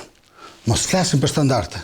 Ne nuk kemi standarde minimale. Do ta themi këtë. Të rrim tek se gjithë thelbi i gjithë diskutimit tani këtu kur kishin pyetje, po bëra se ka dhe shumë të tjera fusha, po s'do të mbajmë në atë pikë. Gjermanët po bllokojnë integrimin për shkak të mënyrës se si qeveria po i qaset situatës Ballukut. Si e vlerëson këtë? Tani, nëse do të jem, po themi super partes, është kështu si thoni ju. Unë të doja shumë të t'ishte kështu si thoni ju. Dhe realisht e besoj këtë. Sepse ka të bëjë përshtetje. Tani ne nuk kemi lidhje me Partinë Demokratike. Ne po flasim këtu, flasim bëjmë analizë. Nuk është një qëndrim i kemi absolutisht qartë, dakord. Qëndrim politik i Partisë Demokratike. Nëse doja të jem pragmatist, dhe të them ca gjëra troç, unë them që Gjermanët kanë një qasje tjetër dhe kanë një problem tjetër që e kanë me portin e Durrësit. Nëse doni. Para se të vijë. Është shumë e guximshme kjo që po them ndoshta, por kjo është fakt. Thuaj Almeri se këtë i thash dhe unë, po s'po. Nëse doni. Almeri s'ma bëjmë një qendrim. Unë do doja që Gjermania realisht të ishte shumë kritike. Faleminderit Çaça. Kundrejt shtetit shqiptar ose qeverisë apo kësaj maxorance dhe ka një mendim me mua. Dhe një është e rëndësishme, kësaj maxorance për sundimin e shtetit ligjor në mënyrë absolute ku ta gjejmë këtë, po nuk besoj, nuk kemi kjo. A nuk e tha me Kalliser? Dhe çfarë na ndodhi? Që do jetë kritike për integrimin në mënyrë si do Shiko, ka ardhur një moment që edhe Bashkimi Evropian ka ardhur një moment do duhet të flasë. Ka ardhur një moment fatikisht që edhe Bashkimi Evropian, qoftë me Marta Costa apo kushdo që janë aty, duhet të dalin troç. Nëse është kjo, mendon se kam frikë ta thonë? Ta thonë troç. Fakti që nuk u dha autorizimi nga Kuvendi i Shqipërisë për arrestimin e Zoës Balluku është absolutisht një hap mbrapa në integrimin e... Se ka thënë asnjë. Do duhet ta thonë. Se ka thënë. Tani, në gjuhën diplomatike, ka thënë, po jo në këtë mënyrë. Këtu kemi qenë, po në këtë studi kemi thënë që këtë gjë do të ishte i monito, do të ishte realisht këtu, do të ishte një... Jo vetëm aq, po do të kishin vendosur pikë mbi stop këtu zotri, këtu ke kaluar vjen e kuqe. Nuk ndodhi me vjen e kuqe. Do ta themi këtë. Ligjërisht qëndron pra. Ligjërisht qëndron, unë jam i bindur që ligjërisht nuk qëndron. Nuk hym kësaj pjese tashmë se e kemi thënë. E stërthën këtu. Duhet ta çoj dikush gjykatës shtetuse. Po tash çfarë gjykatës shtetuse do të individuale ta çojë atë, nuk po merrem me këtë. Ne po flasim për çdo gjë. A ka të drejtë Kuvendi ta rrëzoj? Patjetër, nuk po flasim për anën procedurale. Ne po flasim që ai për ligj apo jo, politikisht në kuptim të kërkesës që ka bërë prokuroria për ta marrë të mas për gjitha rastet e tjera që ka marrë. Unë them që po. Pastaj pjesa tjetër, ne nuk e bëjmë të fajshme me këtë akt. Absolutisht, nuk bëhet të fajshme zonja. Politikisht është tjetër diskutim. I fajshëm bëhet ku merr vendimin politikisht biem dakord te pjesa ligjore, prandaj them, në thel nuk mundet që Bashkimi Evropian, disa vende që janë skeptike, të bllokojnë integrimin e Shqipërisë bazuar në një vendim ligjor. Kemi të bëjmë me një vendim ligjor. Kush është vendimi? Pra, vendimi ligjor dhe procedurial për mospranimin e kërkesës për arrestimin e zonjës Balluku. Moral politik, kjo është shuplak majorancë zotë. Moral politik, hajde diskutojmë. Kjo është barrikadë kartonash valla. Po patjetër. Po është tjetër gjë. Unë nuk po them në aspektin procedurale lejohet, nuk është gjë. Por ama me forcën e kartonave, ata kanë vendosur që mos të pengojnë madje edhe hetimin dhe punën e prokurorisë. Kjo është fakt. Po, ta themi këtë. Po atëherë? Ti e bën, po e bën. A mund të bllokoj kjo integrim? Po ne luftuam për këtë reformë drejtësi, në mënyrë që politika mos jetë penguese, mos vendoset një barrierë. Ajo ta marrë pavarësinë atje në gjykat, nëse realisht kërkon që të mbrohet. Pra nuk është balluku po thua, është spekullim. Po them nuk është balluku. Unë po them nuk është balluku in prima nuk është balluku in prima facie, po them në kuptimin që balluku mund të jetë underground, mund të jetë bërë në biseda diplomatike me ministrin. Kjo është një histori tjetër. Po, edhe në deklaratat që ta përfundoj këtë se më që erdha me shumë vonesë, edhe në deklaratat ka një gjë, në deklaratat fatikeqësisht që ka dhënë Bashkimi Evropian, po të shikosh, një deklaratë është kritike, një deklaratë është përshëndetëse. Një thotë që basti im do të jetë në 2029 do hyj në Bashkimin Evropian Shqipëria, një tjetër thotë që ka shumë rrugë për të bërë. Pra janë ca deklarata po themi shumë kontradiktore. Dhe tjetra që ka një gjë, shiko, do kemi një proces të brendshëm të gjitha shtetet vendare që ne as nuk e kemi menduar. Kjo nuk bëhet në Zoti avokat, mos të hyjmë në çështjet më teknike, po themi. Debati ishte raporti i bar Shqipëria dhe deklaratat e Bashkimit Evropian për çështjet e drejtësisë në Shqipëri. Sa pengus dhe sa i bari nuk është pranuar më. Po pra, për këtë po diskutonim. Dhe Bashkimi Evropian qershor thot Arbri. Shiko, Bashkimi Evropian ka 3 pika kryesore. Lufta kundër korrupsionit, pavarësia e institucioneve drejtësisë dhe respektimi i shtetit ligjor. Këto 3 pika, këto çështje, çdo deklaratë e Bashkimit Evropian dhe Shtetet Bashkuara të Amerikës janë aty të shkruara si e zeza mbi të bardhë. Përsa edhe kjo, çfarë thot lufta kundër korrupsionit? Është çështje balluku. Respektimi. Jo, s'është ajo, është më gjithë se çështje balluku. Nuk është çështje. Kush është fokusi i drejtësisë shqiptare në këtë moment? Kush është Ulsimanja? Kush është Ulsimanja? Jo, ministri i pandehur. Po jo, më që ishte aso kohë në detyrë, nuk është ministri i pandehur. Integrimi ka shkuar korrupsionin. Po normal, respektimi pavarësisë institucioneve drejtësisë. Çfarë do thotë? Nuk është vetëm miras. Ketë sulme verbale politike të qëllimshme ndaj. Po ka pas deklarata nga ndaj Ramës, po ka sulmuar prokurorët. Që janë këto prokurorë, që janë këta që na vinë ne, duhet të sjellin fakte. Po ka bërë Ramë qasje publike për zonë. Kemi bërë dhe mitingje. Jo, ajo është e hershme, po flasim tani së fundmi. Nuk ka shtet që nuk ka kritika ndaj drejtësisë. Si? Giorgia Meloni, çfarë nuk ka thënë për drejtësinë në Itali? Ora çdo politikan i korruptuar me drejtësinë ka betejë, ajo tjetër. Se Giorgia Meloni nuk ka të papu është politikane. Po Giorgia Meloni ka qenë 600 milionë euro me Tiranën. S'do të krahasosh me një vend të gështatës, me këtë krahasosh. Me Kinën. Ora krahasosh me çfarë të duash. Është politikane në fund fare për Italinë. Vendi gështatës. S'do krahasohemi me Norvegjinë dhe Suedin. Tani ti thua që Meloni kritikon edhe Rama i ligj legitimitetit kritikon. Institucionet ku e gjen legitimitetin moral e Tiranës të kritikoj SPA? Ku e ka aty? Elefantin e ka në dhomë për edhe Almer, Gonzato, e kemi dëgjuar dhe e kemi parë në mënyrën se si të paktën është artikuluar publikisht. Kemi parë edhe përplasjen e zotit Berisha me ambasadorin e Bashkimit Evropian. Si e vlerëson këtë se zëri i Bashkimit Evropian në fakt zyrtar vjen pikërisht nga ambasadori. Kush e ka ambasadorët të vetë vendeve këtu? Kush e ka ndjekur Le të mbajmë të qëndrimi Gonzatos. Gonzato është njeriu i cili ka negociuar me Edi Ramën dhe ja ka shprehur shqetësimet e Bashkimit Evropian që ne po artikulojmë publikisht, që ne po diskutojmë. Këtu ja ka thënë aty në mënyrë në takimet që ka pasur me të. Zoti Gonzato, në qëndrimet që ka pasur me qeverinë shqiptare nga fillimi i mandatit të tij deri tani ka një trajektore shumë të fortë. Pra, e ka kurbën shumë të luhatshme, e ka shkuar në maj, tani është në fund.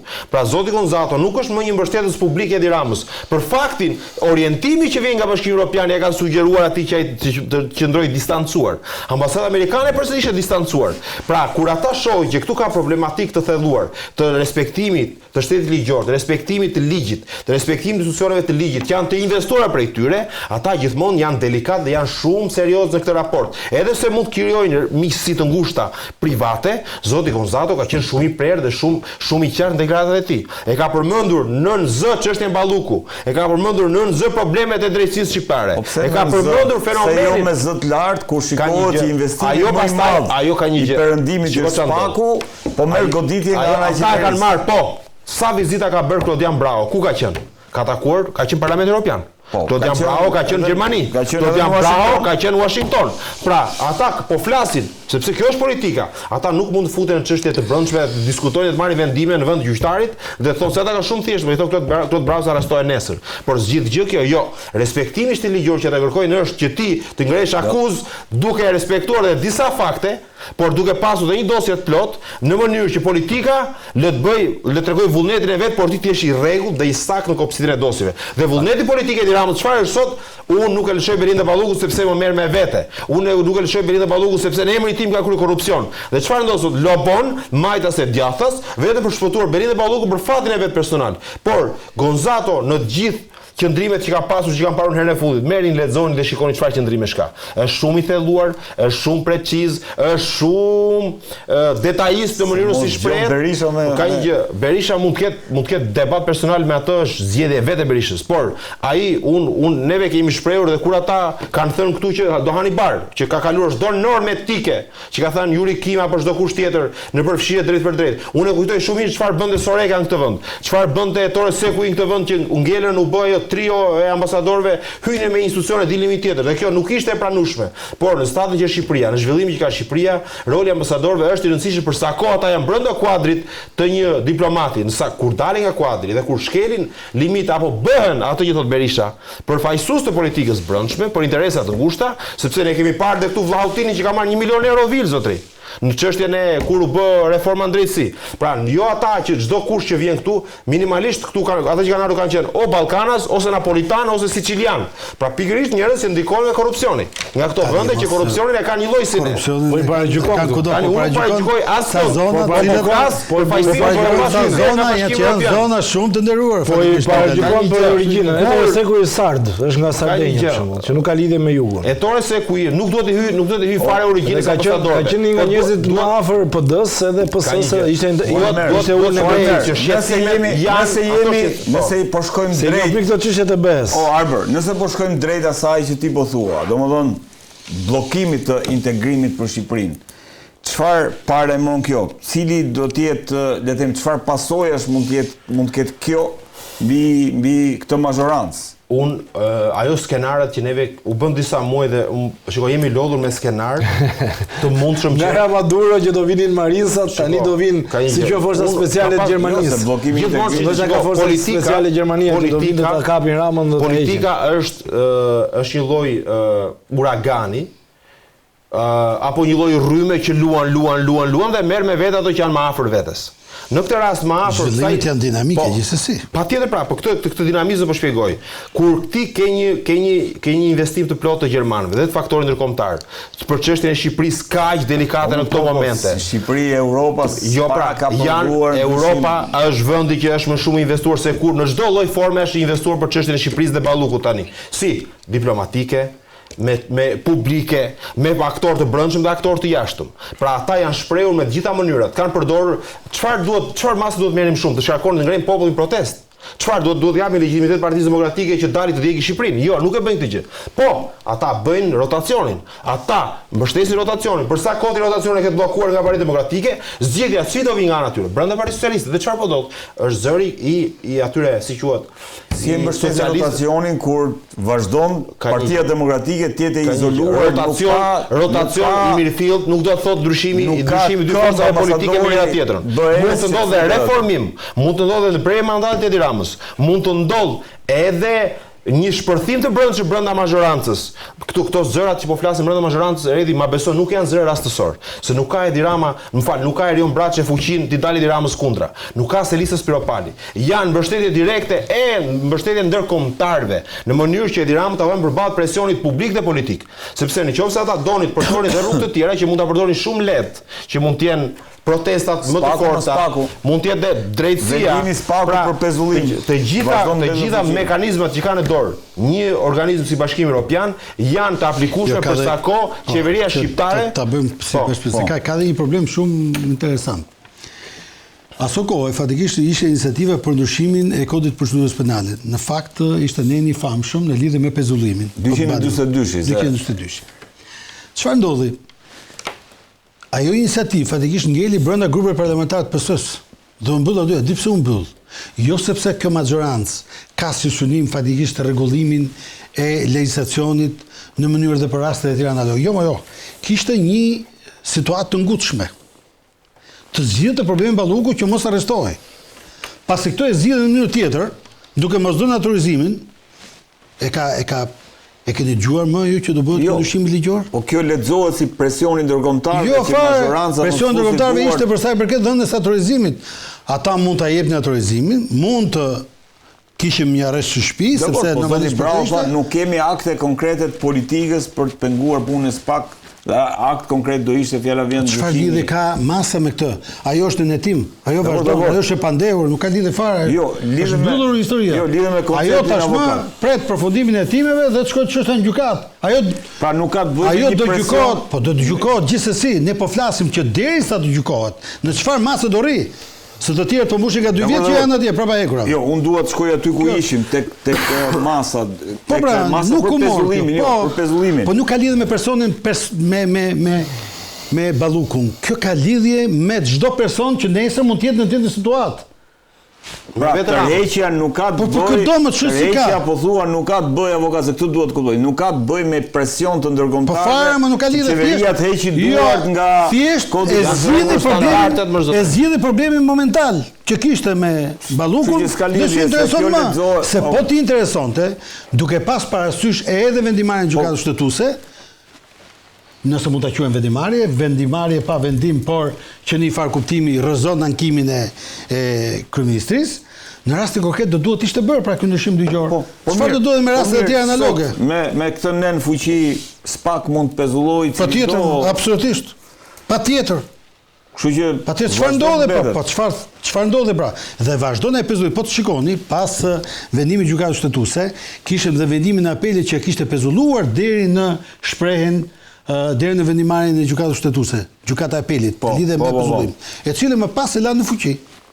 Edhe gjykata e apelit sot ka bërë rekurs zonja Balluku se nuk ishte këtu. Po patjetër. Për apo normale. Po jeta gjë, po patjetër.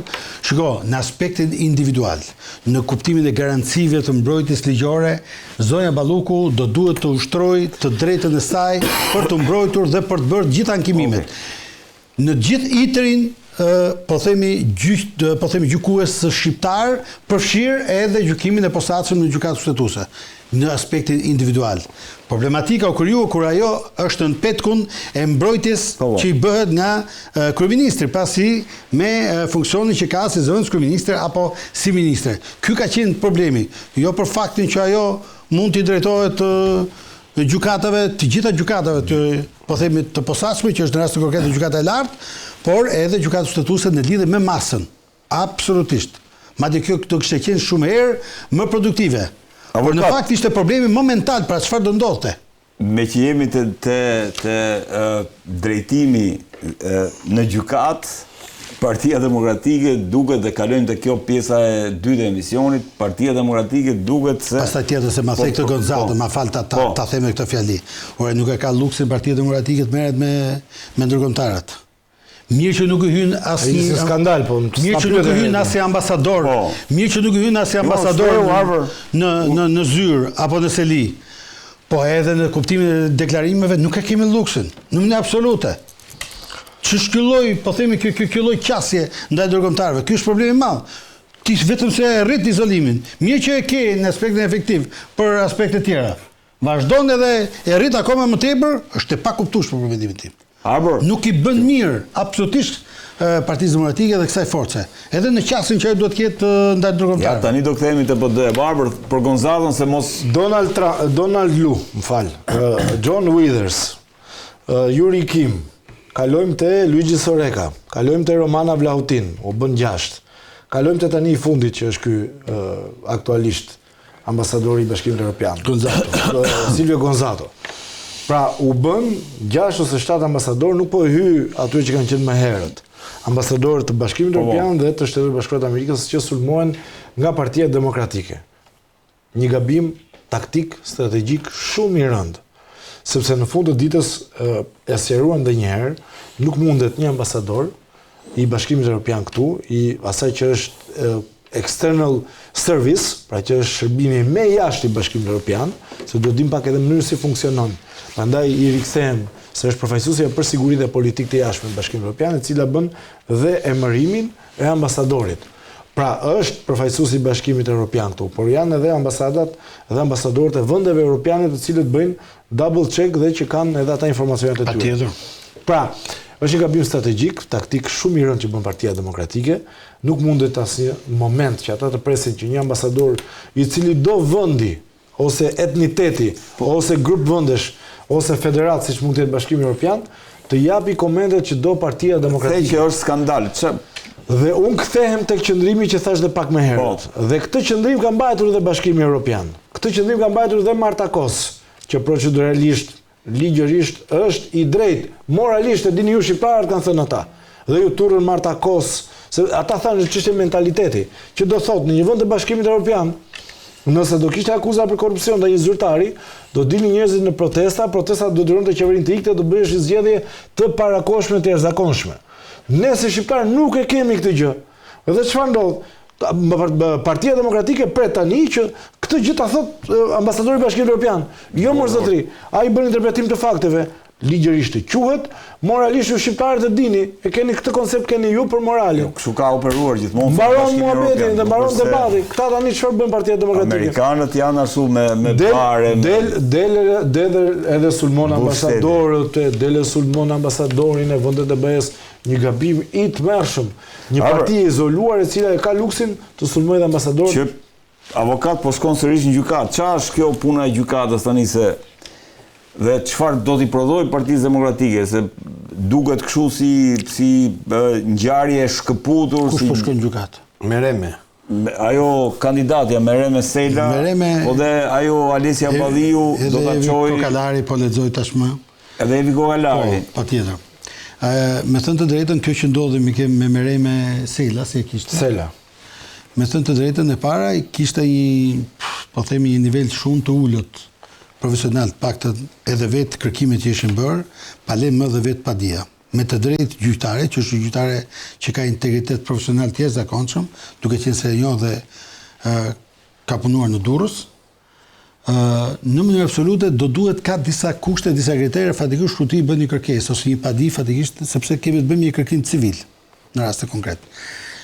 Dhe në këtë padi, fatikisht që ai kishte ngritur, do duhet që të përmbushen disa parakushte procedurale në mënyrë që të pranohet një padia për ta gjykuar. Më pas vendosim të shikojmë themelin. Jo, më kthyen mbrapsht për të me të meta. U kthye me të meta sepse ka probleme. Do duhet që referuar në 154, 154A dhe 156 ka disa procedura që thotë si do duhet bëhet një padi, kush janë faktet dhe rrethanat për treguar se çfarë ka ndodhur, në kuptim që gjykata fatikisht të hyjë dhe të njihet me çështjen, dhe më pas në 156 do thotë kush janë provat të cilat të i bashkalidhen. Dhe provat do të jenë sipas formatit ligjor. Por ajo që unë pash edhe në kërkimet, që thoshte për shembull konstatimin absolute të pavlefshmërisë, siç kishte ca terma. Kishte nevojë për mendimin tim. Ka fajin avokati këto. Po pra, nuk e di kush e ka bërë, thash, ndoshta e ka bërë vetë. E ka bërë dikush tjetër, mu më duk si një nivel i vogël, po themi i ulët profesional, për të bërë një padi minimale. Ka një mendim të lishtë me Zoti Çaça dhe do bëjmë pak debat këtu. Mund bëjmë sa duam. Unë jam duke thënë që ajo që ajo mund të ngrite, interesi likshëm që për të ngritur këtë padi e tjera, absolutisht mund të përmbusheshin. Unë e kam në kuptimin formal, me atë padi që ka bërë, absolutisht e duhet kthyer. Unë këtu për këtë po flas. Avokat, nëse sepse aty kishte një mas sigurie, kupton që ishte elementi më i rëndësishëm. Sepse ajo thot sot ka thënë. Po një sekondë ka thënë do ta ankimoj. Çfarë do bëjmë me këtë ankimim? Kur zgjedhjet janë në datë 23. Po prap, ora absolutisht. Ankimimi që mund të bëj ajo, i bie që ndoshta mas 5 vjetësh mund të kemi një vendim të apelit në lidhje me vendimarrjen e shkallës parë. Është pa lidhje. Unë kam një mendim, nuk prodhon asgjë. Nuk prodhon asgjë. Jam i bindur që ta mbaroj këtë pjesën.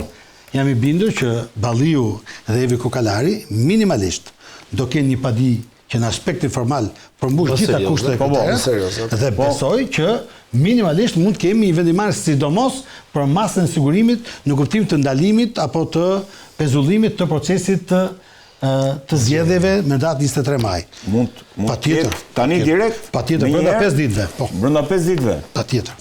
Redi, se kisha dëgjuar këtë. Po, du të... E Pra, kishte dhe lajmi zoja. është, pra, me këtë padi, brenda Partisë Demokratike mund të mos ketë zgjedhje. Nuk ka proces. Spezullohet procesin Partinë Demokratike. Ky është lajmi. Sidomos edhe Kokallari i ka provat. Ka dy elemente. I ka provat, madje ajo mund të ketë më kërkëndjes interes të ligjshëm duke pas parasysh që ka qenë edhe pjesë e komisionit nismëtar aso kohë, jo që ka depozituar aso kohë. Ka emrin akoma. Ka emrin akoma, nëse shkon merr një vërtetim, ajo është aty tek themeluesi. Te themeluesi. Pra, për mendimin tim ka interes totalisht ligjshëm. Ne shkojmë te bllokimi, te zonja Sela. Po, filloi te zonja Sela. Unë kam qenë ata individ që kur doli emri i saj fillimisht, mendova që nuk ka lidhje me personin. Është një makinacion, është një emër që ishte vënë për të legjitimuar garën. Por ka tregoi që zonja Sela nuk është nga ata buratinët që kontrollohet me fije nga lart, dhe tregoi një lloj personaliteti.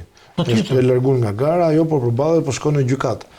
Dhe mund të ketë probleme ligjore, por të paktën politikisht ajo po tregon absolutisht. Po tregon një lloj dinjiteti. Patjetër, unë dakord, nuk e thash se që kam një qasë, s'ka lidhje, unë thash asgjë. Unë mora me strikt me anën teknike dhe ka një gjë. Për mua diskutimi i zonjës Sela dhe emrave të tjerë, po deri diku bën sens, pra ishte zgjidhja e duhur.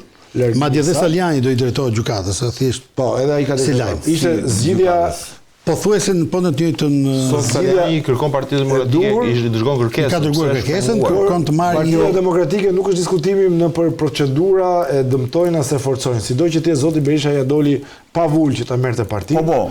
Ja doli me non grata me punën e sekretarit amerikanit të shtetit, sekretari amerikan të shtetit kundër. Sepse po thonë pse është përjashtuar Saliani. Luzim Basha pa të përjashtuar dhe zoti Berisha.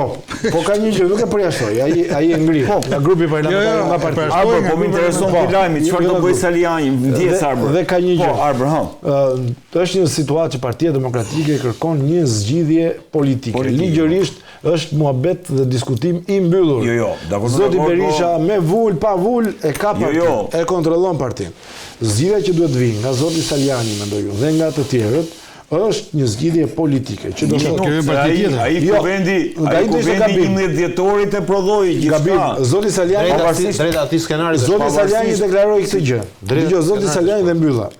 Miku jon zoti Saliani deklaroi një ditë më parë që kam 3 deputet Partisë Demokratike. Tani duhet që këta deputet që janë për zotin Saliani të jetë në garë, po unë po them 3, nuk po e zgjeroj. Kam thënë më shumë se 3, që lëvizja të jetë nga brenda. Pra u hodh shkëndija nga jashtë. Pra po flas zoti Saliani është brenda akoma, por u hodh nga brenda dhe doli jashtë. Tani shkëndija është jashtë. Duhet i bashkohet këtij treni, këtij zinxhiri, të ditë duhet i bashkohen ata që janë brenda. Po nuk mund t'i bashkohen. Kjo mund të jetë nëse ti vazhdon një anatemon dhe unë këtu fatikisht kam pasur një kritik për zotin Saliani, nuk mund të bashkosh apo të zgjosh, po themi, gjithë atë pjesën rebele do dalin strategjia. Partinë anatemon të gjitha, po jo do dalin te strategjia. Arbër, do dalin te strategjia. Son me tjerë ti se s'po i marr tash. Nuk duhet ta ti duhet kërkosh, ti e ke me Sali Berisha zoti. Madje gabim fatal që merret me flamur nokët. Ti po kërkon tjetër gjë, çike stekën lart. Mos u merr fare zotëri. Do dalim te strategjia. Jo, vetëm këtë domthon thelbi është avokat. Saliani çfarë do bëj? Saliani do të drejtohet të gjykatës, besoj që është duke gjykatës PD-s apo? Jo, më çfarë gjykatë PD-s? Gjykatës shkallës parë të jurisdiksionit përgjithshëm Tiranë. Do i drejtohet edhe Saliani. Po, në gjykim civil patjetër, po së pari është duke përmbushur po themi kërkesat administrative që duhet bëhen së pari brenda partisë për të marrë një përgjigje, qoftë edhe kur nuk merret përgjigje, ke të drejtë të drejtohesh përpas gjykatës. Por ama ai duhet ta bëjë se s'bën këtë iter, po themi administrativ. Në kuptim të faktit që duhet ketë vendimarrje, pra për mos lejim kandidime etj, sepse ka shfaqur kërkesën, e ka dërguar, pra ka bërë gjitha këto. Pasi mbaron me këtë, Saliani drejtohet gjykatës dhe gjykata për sa detyrimin e që është një komision po themi për zgjedhjet brenda partisë, që të lejoj që të kandidoj pra zoti Saliani. Po pasi merr një përgjigje, edhe këtu do jetë patjetër pra edhe pas morë përgjigje, po ama ai do duhet ta bëj këtë kërkesë sepse është kërkesë ligjore, pra do duhet se gjykata e thot fillimisht përpara se të vish këtu, ti do të drejtohesh një institucionit. Ke marrë përgjigje Saliani në këtë nisë? Jo, nuk është vonë. 10 ditë para zgjedhjeve. Jo, nuk është vonë. Pse avokat? Një javë, jo 10 ditë, pak a shumë. Një javë, po. Një javë, unë besoj që brenda 5 ditëve edhe ai mund të kërkojë mas sigurimi, të shikojmë se si do jetë. Mund shpejt gjykata më shpejt në duke brenda 5 ditëve thot ligji, që do thot mund ta vendosi nëse dërgon sot një ditë të nesërme, brenda 5 ditëve, sepse do shikoj edhe ngutshmërinë, pra sepse kemi bënë një kërkesë të karakterit emergjent. S'ka rëndësi, rezona pranon, po ama do duhet shprehet. Shiko, Lidi. Fatikisht vetë Saliani e pati cilësuar që nuk do i drejtohen. Po, e pati këtë. Pra unë do të kërkoj zgjidhje politike, pati thënë, kupton? Po tani e konsideron uzurpator zotin Berisha. Ndryshojnë qasjet. Po, unë shikoj një skenar të errët në Partinë Demokratike nëse vendosmëria e Salianit po shkon në përballje ligjore. Deri në përballje politike, patjetër Saliani krijoi një lloj fryme, rreshtoi për krah vetes të gjithë faktorët anti-Berish, përgjithsisht brezë të ri që duan riformatim dhe ndryshim të Partisë Demokratike, rreshtoi për krah vetes emra nga më të rëndësishëm që për fat keq disa për interesat të ngushta personale zgjodhën ta lënë betejën e Salianit, dhe kjo është një vendimarrje e tyre dhe askush nuk i gjykon, por ajo që kuptoj unë është që duke njohur dhe realitetin dhe jetën e brendshme të Partisë Demokratike, kuptoj që zoti Berisha brenda Partisë Demokratike i ka aleatët e pakët, i ka mbështetësit e pakët. Unë mendoj që zoti Berisha, edhe pse ka grup parlamentar që ja drejton, nuk do thotë që ai grup parlamentar është pro Berishës, për sa kohë ata nuk po shprehen. Në momentin që zoti Berisha do ketë, ose unë mendoj që zoti Saliani, në momentin që do marri një lloj mbështetje popullore, unë besoj që ata do dalin të shprehin me një lloj vendimarrje, do mbajnë një qendrim politik, do mbajnë një qendrim publik dhe pjesa e madhe e deputetëve. Ata janë aty sepse janë të Partia Demokratike. Ata janë skeptik me zotin Saliani. Pse? Disa për shembull çështje xhelozie personale. Dhe është mos e lishme, është ego politike. Disa të tjerë mendojnë që Saliani nuk ka mjaftueshëm mbështetjen publik. Edhe kjo është argument që ha debat. Disa të tjerë mendojnë që zoti Saliani nuk ka mbështetje, atë që Lulzim Basha ka shumë të fortë, armë kryesore. Që për Saliani tashmë publikisht nuk po duket, mbështetja nga ndërkombëtarët. Për Saliani ka akuza nga zoti Berisha për mbështetje për çështjet e grupeve kriminale, gjëra që unë nuk i besoj, por ata mundohen që ta shohin figurën e Salianit si një person të lidhur dhe të mbështetur nga bota e errët shqiptare. Do të bërë pismë, do të bërë politike. Do të bërë pismë.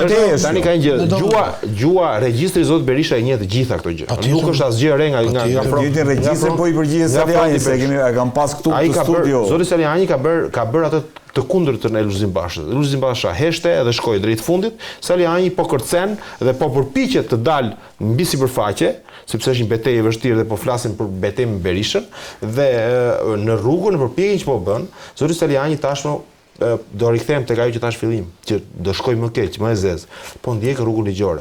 E para, përdori çdo mundësi politike, e përjashton. Ai nuk e praktisi rrugën politike. Ai edhe Berisha kishte rrugën politike dhe rrugën ligjore. Duhet ta bëj. Jo, nuk më lër ta shpjegoj. Zoti Saliani zauroi çdo lëvizje, çdo aktivitet të mund politik mund të ishte i përfshirë brenda proceseve të Partisë Demokratike. Pra e pezulluan, e larguan zotëri në rrugë normale politike, nuk i lanë shteg tjetër. Vetëm shteg është shtegu ligjor. Dhe për sa kohë zoti Saliani mund të pengohet dhe nga gjykata, unë mendoj që ka një shans. Pra zoti Saliani po imiton hapat e Sali Berishës 2021 kundër Lulzim Bashës. Cili është hapi radhës i zotit Saliani? Politike. Jo zotëri, është hapat Berisha e mori partinë përveç me mbështetjen popullore që Saliani e ka, e mori me rrugë ligjore. E mori ligjërisht, ç'a bëri? Mblodhi kuvendin zotëri. Bëri 8 janarin dhe zoti Saliani ka vetëm një zgjidhje që do shkojë me ndonjë pas. Vulën ja vendosi Agron Zhukri. Ajo është tjetër gjë, ai vendim, por po ndjekë hapat. Hapi radhës i zotit Saliani. Hapi radhës. Jo, ke shumë gabim. Tani po nis beteja. Sepse Saliani nëse nuk merr vendimarrje gjykata apo del kundër ti, hapin radhës ka të mbledhi kuvendin kombëtar. Të mbledhi këshillin kombëtar. Të mbledhi edhe një herë ato firmat e nevojshme nga këshilli kombëtar, nga kuvendi kombëtar për të organizuar një kuvend kombëtar të ngjashëm. Pra, të gjithë hapat janë ligjor. Loja politike ka mbaruar, ata politikisht abandonuan, ata e përjashtuan, ata nuk i lanë shteg dhe Saliani ata po rrezikojnë me këtë lëvizje që po bëjnë. Sepse kjo mund të kthehet një gangren brenda Partisë Demokratike që zoti Berisha intereson. Mjafton zoti Berisha të jetë aty, të humbasi edhe një zgjedhjet, Shqipëria ikën edhe një herë mbrapsht, bllokohet edhe një integrimi, të gjithë humbasim ne këtu. Pra duhet të shpjegojmë që Partia Demokratike ndodhet përballë një rreziku i cili mund të prevaloj në një betejë politike që është pak kthim këtë herë që mund të ketë dhe pasoja të rënda. Mund të shkatrohet edhe një herë Partia Demokratike nga e parë. Dhe unë mendoj që në këtë rast do involvohen, mendoj që Berisha dhe mund ta humbasë betejën. Pse? Aty ka një grup që mund ta humbasë Berisha betejën për PD. Po mund ta humbasë me Saliani për BT-n, me për çështjen e PD, sepse aty ka një grup që pret nga luan. Dhe ky është grupi i Gazvendbardhit. Dhe ky është grupi i ndërkombëtarëve që janë brenda PD-s. Që janë aty për çështje interese. Ata po lexojnë situatën ata. Ata nuk janë me Berishën. Nuk është që rritet ata bako me Berishën zotri. As Gazvendbardhit nuk është me Berishën, por është me Partinë Demokratike. Dhe për interesa personale, ato që përmenda, as Gjek Marka. Po të gjithë këta, edhe një grup, numër më i lartë deputetësh, dhe tani që të cilët, proceset e brendshme të Partisë Demokratike diku kanë rritur për kanajsinë edhe të vetë deputetëve, që në një moment ata mund të bashkohen Salianit. Pra ata vetëm presin që Salianit kush i bashkohet Salianit nga ata? Një numër deputetësh, mbi 10 deputetë ta them unë. Mbi 10 deputetë. Mbi 10 deputetë se nuk dua unë që t'ja përmend emrat sot, sepse ja të them unë ty. Një Xhelal Mziu që sot është bërë berishiste më i madh, dje ishte bashisti më i madh.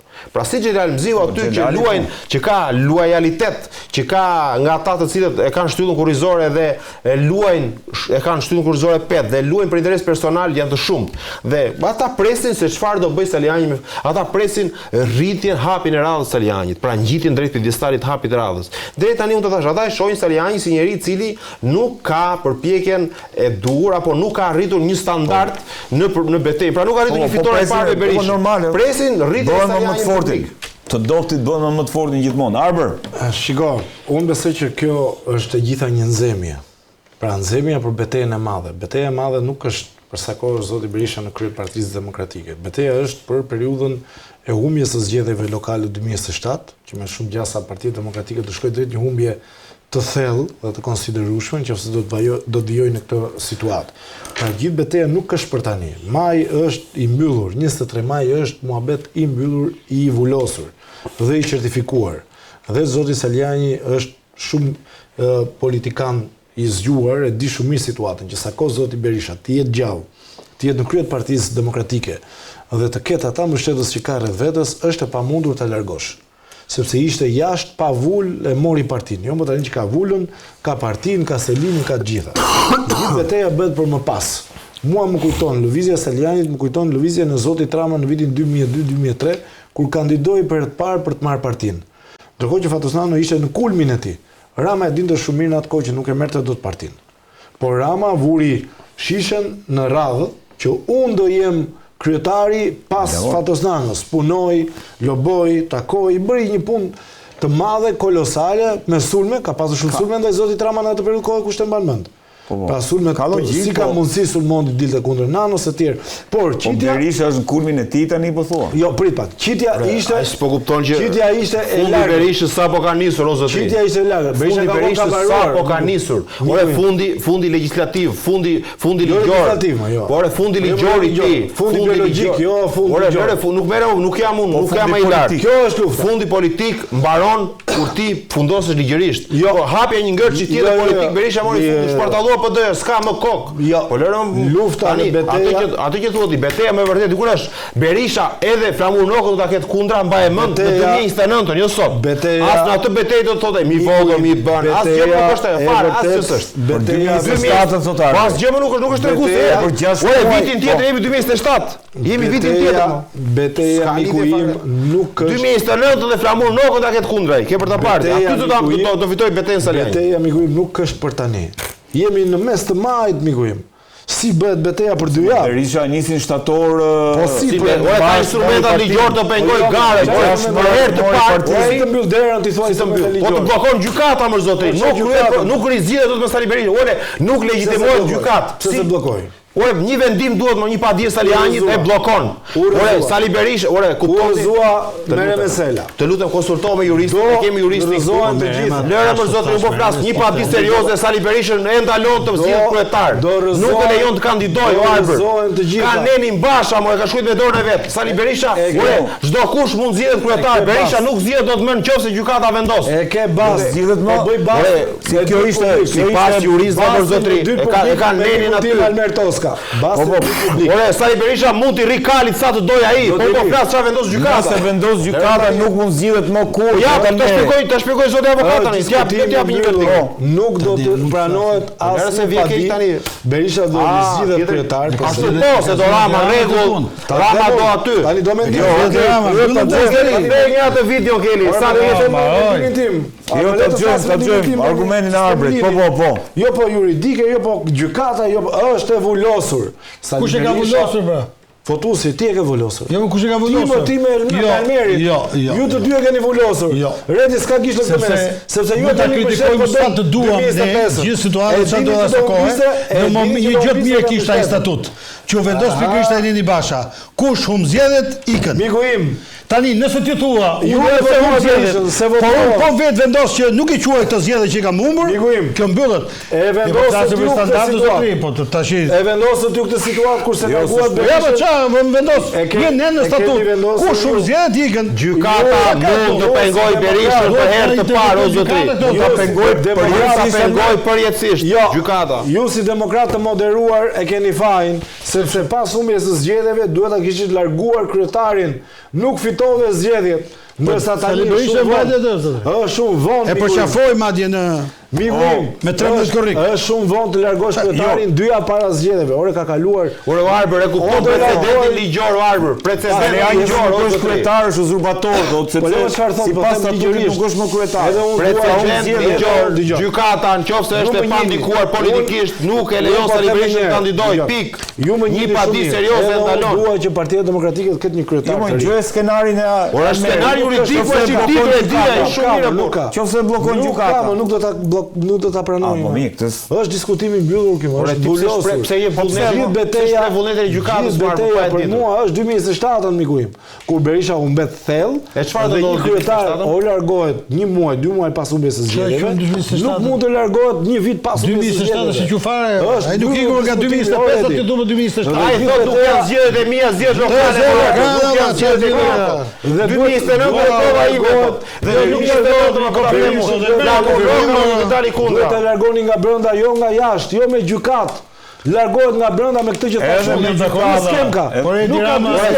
si do ta largosh Jo, jeni të interesuar ju si demokratë. Jo, Dirama është interesuar të marrë kryetar. Pse ti je frikshëm, je bashkuar me zoti Saliani publikisht.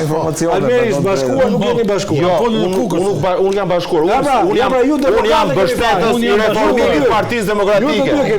Unë jam mbështetës i Shqipërisë, sepse integrimi i Shqipërisë, ndryshimi i nis nga Partia Demokratike dhe nga arrestimi i Ballukut. Një pyetje. Avokat, nëse gjykata merr vendim këtë që thot Almeri, 5 ditë përpara që ta bllokojë procesin me pezullohet përjetësisht Berisha, se kjo është pyetja. Sepse nëse njihet Neni Basha i bie që brenda këtyre 5 ditëve, nëse gjykata njihet Nenin Basha, nuk regjistrohet dot si kryetar, nuk regjistrohet Berisha si kryetar. Brenda këtyre 5 ditëve mund të ndodhë, nëse do jetë, sepse me çfarë po shikoj është Alessia Balliu dhe Evi Kokalari, të cilët besoj që mund të kenë depozituar sot. Do shikojmë se ka një masë. Po tash kërkohet gjithmonë ky suspans i fundit, kupton? Edhe për të bërë pak lajm. Më shumë se sa për themelin e gjës. Kështu që normalisht që zgjedhjet do duhet të pezullohet. Tani ju thoni që Sali Berisha nuk e pezullon. Patjetër ai mund të bëjë. Mund t'i bëj, unë po them nëse do kemi vendim gjykata, nuk tash kështu në këtë situatë që jemi. Absolutisht e pezullohet, nuk besoj që edhe unë nuk besoj që do ndodhë shumë vonë, por ama ka një gjë që pra lufta është për 2027 dhe mbrapa. Po nuk ka lidhje, vazhdon të thotë 2027, 2027. Është lokale, më nuk i intereson fare. Nuk ka lidhje me 2027 ose 2029. Ktu problemi vetëm është vetëm një gjë. Ka ajo që unë që shikoj unë gjën tashmë me ato që ka ndodhur. Ishte hera e parë që Sali Berisha i trembej votës, jo se do humbte. Por kishte 2 elemente shumë të rëndësishme. Së pari, legitimonte një sfidues shumë të rëndësishëm. Dhe e dyta, një rebelim të hershëm të heshtur në kuti. Nëse do kishim zgjedhje brenda partisë me standarde, po them minimale. Kupton? Ishte hera parë, sepse mos kujtoni se Sali Berisha nuk ka informacion. Sali Berisha ku ta gjente që të kishte një person tjetër që t'ishte ngarë në kohët e kaluara. Se ishte situatë tjetër. Tashmë e di shumë mirë që dhe mbështetja që ai ka pasur nuk është më, sepse kanë rënë gjitha premtimet e foltores. Do ta heqim Edi Ramën për 6 muaj, 3 muaj deri në 6 muaj. Do kemi primare. Se ai i pari ishte i shitur, kjo ishte Neni Basha e tjera, pra kanë rënë të gjitha ato premtime, absolutisht nuk ka ngelur asgjë.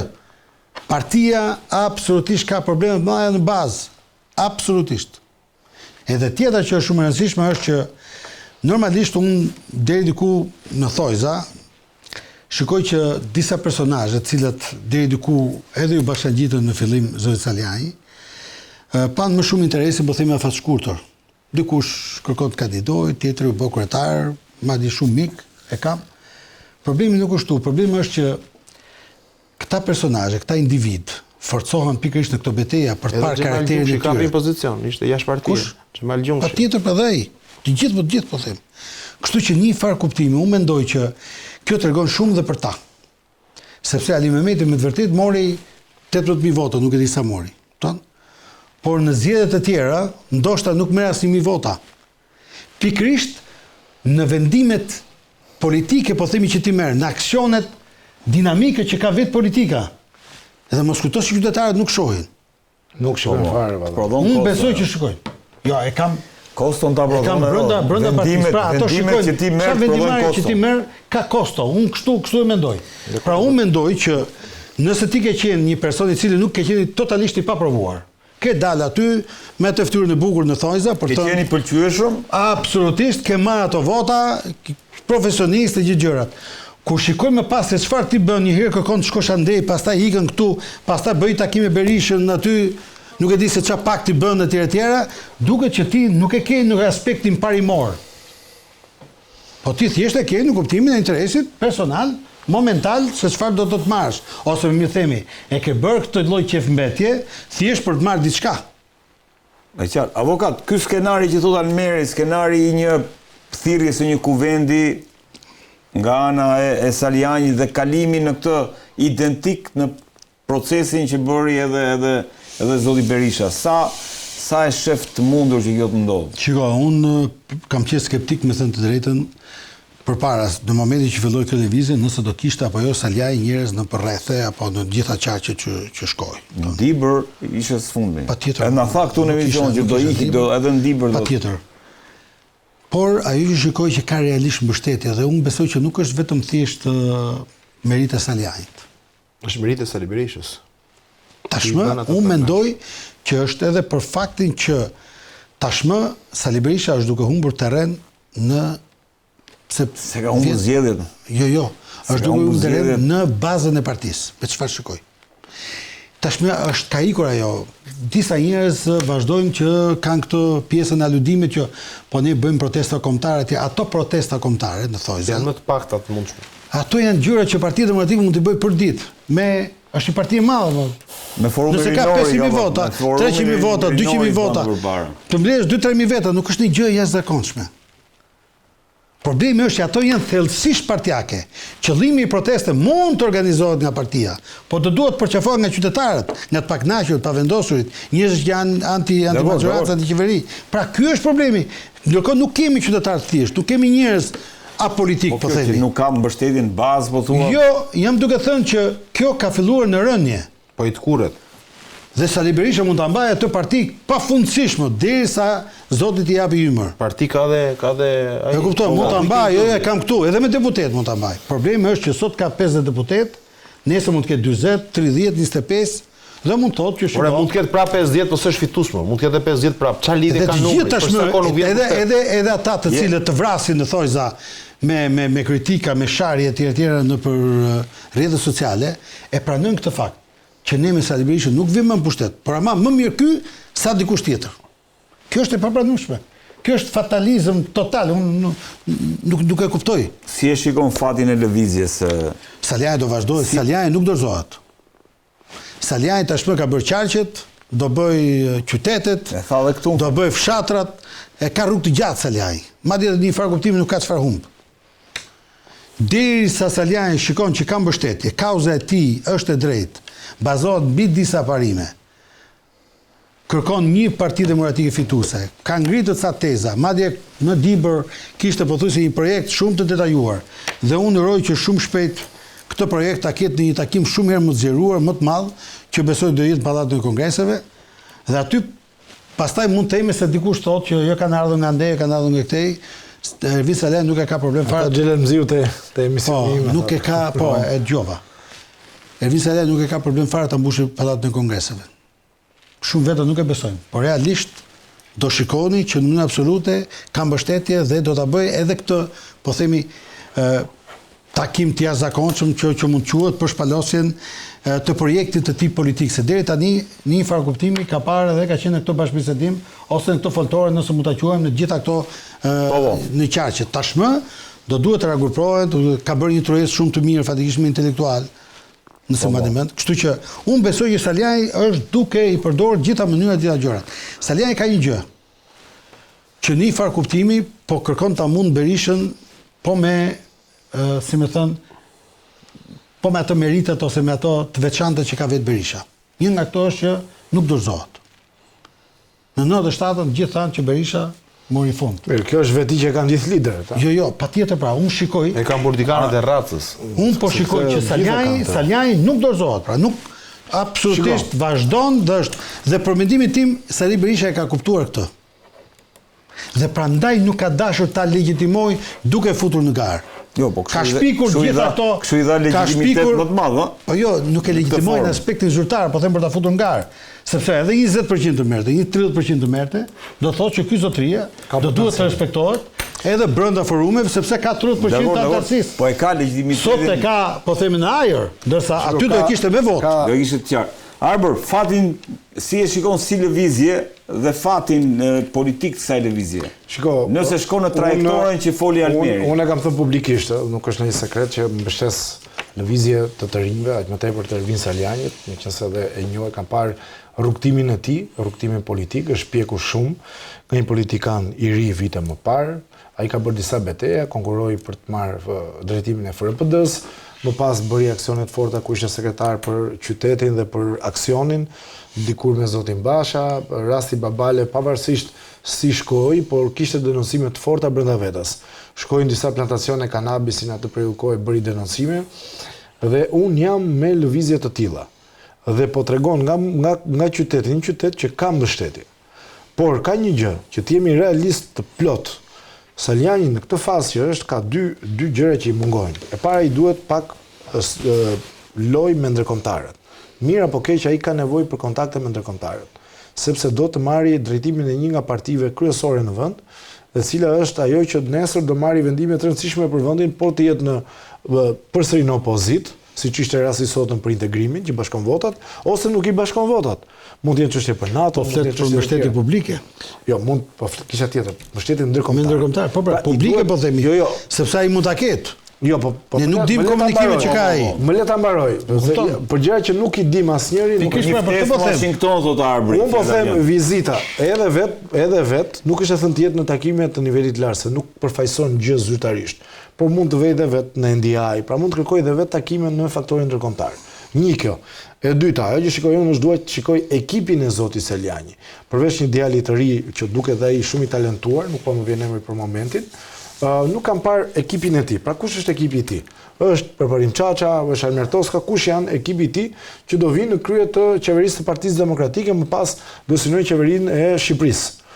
Por gjithsesi ka kohë brenda kësaj, ajo që shikoj unë pozitive te zoti Seliani, e para që ai nuk dorëzohet, edhe kjo është një gjë shumë e mirë, pavarësisht sulmeve tegre që janë bërë, filluan me sulme familjare, vazhduan më pas me sulme personale, por e vetmja mangësi që shikoj unë në këtë lëvizje është që ndoshta duhet të punoj pak më shumë me zërat brenda PD-s që janë pak kënaqur me zotin Berisha. Pra që do thot Seliani tani duhet të ketë një rakordim, një koordinim me atë që thash, për një lëvizje e cila nga brenda lidhet me pjesën jashtë. Pra mungon ajo ura që e lidh Saliani në këtë moment me Këshillin Kombëtar të Partisë Demokratike, me kryesinë e Partisë Demokratike. Po flas jo vetëm për ata që janë tani, po edhe ata që do zgjidhen nesër. Por unë jam i sigurt në një gjë. Lufta e tij dhe betejë nuk është për majin, se maji u mbyll. Maji diskutimi i mbyllur. Dhe mos harroni një gjë. Unë mendoj që gjithë lufta që bën zoti Berisha nuk e bën sepse e tremb zoti Saliani në këtë fazë. Zoti Berisha është i konsoliduar dhe nuk ka asnjë lloj problemi. Zoti Berisha gjithë betejën e bën kur të mos jetë më fizikisht në parti. Pra, gjithë kjo sjellje monarkike është për të ardhmen. Pra, zoti Berisha do të kontrollojë tashmë ai që do jetë kryetari në të ardhmen i Partisë Demokratike. Dhe ai po tregon dhe po thotë qartëzi që ky nuk do jetë kryetari që dua unë. Dhe po ja lë si benchmark, po ja lë si udhërfys, po ja lë si guid pasarzëve të vet politik, që ky nuk duhet të jetë kryetari juaj kur unë të mos jem më, sepse me Perëndin të gjithë kemi orë të numëruar, jemi daskadence. E njëjta gjë me zotin Berisha. Legitimitetin pas dy katastrofave, zoti Berisha legitimitetin e ka, nuk ka moralin. Tani ti themi gjëra si jo, legitimitetin për të lënë një humbës tjetër. Jo, atë nuk e di. S'ka humbur asnjëherë. Nuk e dim, por unë mendoj që gjithë betejë e zotit Berisha është për të prerë filizat që do ngrën kokën jashtë tutelës së tij. Me përjashtimin e faktorizoj apo e eliminoj Armer? Shiko, unë mendoj që Saliani, si Sali Berisha dikur, ka një avantazh shumë të madh. Avantazhi është ta jep kostoja që merr dhe zhgënjimi i radhës që i dha demokratëve leadershipi i momentit. Po atë shfryzoi Berisha. Humbjen e Bashës, leadershipi shfryzoi Berisha. Ato nostalgjia për Sali Berishën dhe fitoret e Sali Berishës. Po të kujtoni unë kur mori Lulzim Basha PD-n, sala pushtetin PD-ja kishte disa rekorde pozitive PD-ja. Tapi, heqja e vizave, antarësimi në BE, të gjitha këtë shije të mirë që zoti Berisha i dha Partisë Demokratike Demokratëve në qeverisin e vet, ata mendojnë që do ta rikthente përsëri atë kohën e shkëlqyer, atë kohën e ardhshme. Fakti që zoti Berisha vazhdoi dështimet edhe më të thella dhe më të rënda, i bën demokratët tani të reflektojnë dhe mendojnë më thellë që nuk shkohet në tutje. E para është ata e dinë shumë mirë që non grata ndërkombëtarët. Dhe çfarë po ndodh? Zoti Berisha me qëndrimin e tij të palëkundur për ta mbajtur partimin në çdo kusht, demokratët po i distancon nga vetja dhe po i çon të drejt Salianit. Pra ata që duan Salianin sot nuk është se duan Salianin si figurë politike. Jo, ata nuk duan Berishën. Ata nuk duan ngelen më në opozitë. Ata kanë njëri qëndrim që kam dhe unë sot. Që mund të isha edhe unë një nga ata që thosha zoti Berisha bën mirë më që po rrija shumë mirë atë, kupton? Le të rrimë, po e mund krimi, jo. Unë besoj te naturaliteti i gjithë proceseve, siç është procesi biologjik, naturaliteti i proceseve të jetës, dhe të ndryshimeve që ndodhin në jetë. Ne duhet pranojmë që kemi fund, ne duhet pranojmë që duhet ikim, ne duhet pranojmë që neve nuk vlejmë, ne duhet pranojmë humbjen, ne duhet pranojmë që nuk është politika maja e icebergut. Unë i themi gjë që Arbri tha një opinion dhe unë jam kundër opinionit të Arbrit. Kam një këndvështrim tjetër, jo. Zoti Berisha nëse do shikonte fatin e vet politik, e kishte sot më shumë se kur i ka kushtet për të lënë pasardhësin. Sot. E lë sot dhe ikën dhe i lënë ndërkombëtarëve marrëveshjen, se kanë hedhur në tavolinë marrëveshjen. I kanë thënë ti ik, ne të heqim në gradën dhe hajde diskutojmë pasardhësin. Është hedhur kjo. Hajde diskutojmë. Jo më është kjo ofertë. Kjo ofertë është ka qenë aty në tavolinë. Kanë qenë 3 emra, 4 emra. Brenda dhe jashtë PD-s ka qenë kjo ofertë. Që Zoti Berisha tiki me nder edhe ta lëri sot. Por jo, unë mendoj ndryshe nga Arbri, që Zoti Berisha nga ty Arbër. Unë mendoj ndryshe nga Arbri, që Zoti Berisha po të donte të mirën e Partisë Demokratike, do ta zgjidhte këtë opsionin që ta nderonte neve gjithë si shqiptar. Por ai do vetëm që ta mbylli si kryetar partie karrierën dhe jetën e vet. Dhe nuk intereson askush, sepse do të lëm, nuk pranon ofertën e ndërkombëtarëve. Do të trashëgimtar besueshëm, linte vajzën, linte djalin e birësuar që mund mendonte që si beson askujt, s'ka. E di kë ka krizë më e madhe si Sali Berisha sot. Nuk ka përveç vajzës vet, nuk ka askujt që mund t'i besoj. Nuk ka nuk i beson. Flamur Noka sot, që të themi një tab lajm, është njeriu i cili po pretendon të bëhet kryetar në vend të Berishës, po ëndërron, po shkon ëndra sy hapur dhe ka dirigjuar të gjithë proceset e zgjedhjeve kryetarëve të degëve të PD-s sipas interesit të tij. Pra sot nëse ka njëri që e mund Sali Berishën erzon, është vetëm Flamur Noka, sepse ka zgjedh besnikët e vet në shumicën e degëve të Partisë Demokratike. Në rregull, pra Flamur Noka pretendon, ne diku kemi arritur që ne të shohim Flamur Noka kryetar PD-s. O zot hapur dhe. Kuptoni ku jemi sot? Ku është PD-ja? Pra edhe Flamur Noka beson që mund të bëhet kryetari i PD-s. E kupton, ore s'po afrohet, nuk ka njerëz intelektual që të afrohen të partimës zotri. Nuk ka të rinj. Pse se largojnë, më çfarë ka Noka? Pse se largojnë me largojim? Noka. Ore ju kush ka të largoj? Dale më le të marrë mendimin se nuk e çova në fund. Pra, Sali Berisha zotri. Nuk jam ai, un jam aty për të bërë rolin atë që bëj bashkë me ty. Nuk jam proces zhvillues. Un jam vëzhgues. Ti ke shumë kontakte atje, bashkë me Çaçin. Ka një gjë. Ta them unë. Në rregull, ja ta them unë pse nuk ngrihet. Ju i keni votuar. Shumë bukur. Unë dhe Çaça nuk marrim leka Belinda Balluku. Të gjithë të tjerët pse merr Flamuri. Flamuri. Po jo tani çfarë. Njerëz afër Flamurit, deputet në qarqe, të gjitha janë patronazhuar nga Belinda Balluku në zgjedhje. Se do të lek Flamur Noka nga Belinda Balluku do ta sulmonte gjithë ditën. Jo, më ta them. S'ka kuptim. T'ja them unë arbit. Zotri, ka një dosje. Ne do të nxjerrim lajm për publikun, do jemi këtu për të thënë vërteta. Shumë bukur. Ne sa me të qeshur, sa pa të qeshur, sa ti themi të vërtetë. Zotri, ka një dosje. Sa ti themi të vërteta. Ka themi gjithë të vërteta. Ka një dosje 16000 faqe zoti Garaku, të cilën e ka Gazbardi dhe 4 deputet Partisë Demokratike, është dosja e Belinda Ballukut, e cila nuk është bërë kurrë publike. Që ne themi pse nuk del kjo dosja. Në këtë dosje Belinda Balluku thot 2 hece janë për Flamur Nokën zotri. Në rregull? Që Flamur Noka kalon kohë më shumë me Belinda Balluku se me tjerët. Në rregull? Që biznesmenët e Partisë Demokratike janë aty të gjithë. Deputetët janë aty të gjithë. Tani një emër doli aty, ai ne e pam një emër aty. E pam një deputet Partisë Demokratike që tha mos marrim më tendra, po një kështë e marrej. Ai Gështenja, në rregull? Sa Gështenja harra ka të tjerë që skandal. Hap dosjen në 16000 faqe, e shohim ne. E mban apo se mban Partia Demokratike Sali Berisha. Prandaj Sali Berisha qëndron aty. Pse? Janë interesa biznesi që thonë, "Ej doktor, rri aty se bëjmë ne lekë burçallë që ti po rri pension, po del na ke ne, muhabet po bën, po shëtit për Shqipërinë, del televizor." Në rregull është ai. Ai në rregull është me moshën, me kohën është shumë në rregull. Problemi është që ata që e rrethojnë përdorin Berishën për të bërë para. Kjo është morali më i poshtër. Kjo është poshtërsia më e madhe e Partisë Demokratike. Që ti të shesësh të ardhmen e vendit fëmijëve për xhepat e tu. Që këta maskarent që janë aty rreth Berishës bëjnë para duke mashtruar demokratët. Kjo më dhimbse të mua, se ti që nga ata, edhe unë që arrestuar me ata ta them unë që kisha bërë lekë shumë se Flamur Noka. Sepse kam pas oferta, mo ta them publikisht. Pra unë kam pas ofertë bëj para më shumë se Flamur Noka. Po jo, kam zgjedhur të jem tu kritik. Nuk e bëj dot zotri. Nuk bëj dot. Unë kam një qasje morale ndryshe nga ata. Ata duan të bëjnë para Ballukun, e të bëjnë. Unë jam kundër Ballukut. Pse? Unë dua Shqipërinë, dua të ardhmen e fëmijëve të mi, të ardhmen fëmijë ndryshe. Unë këtë mendoj.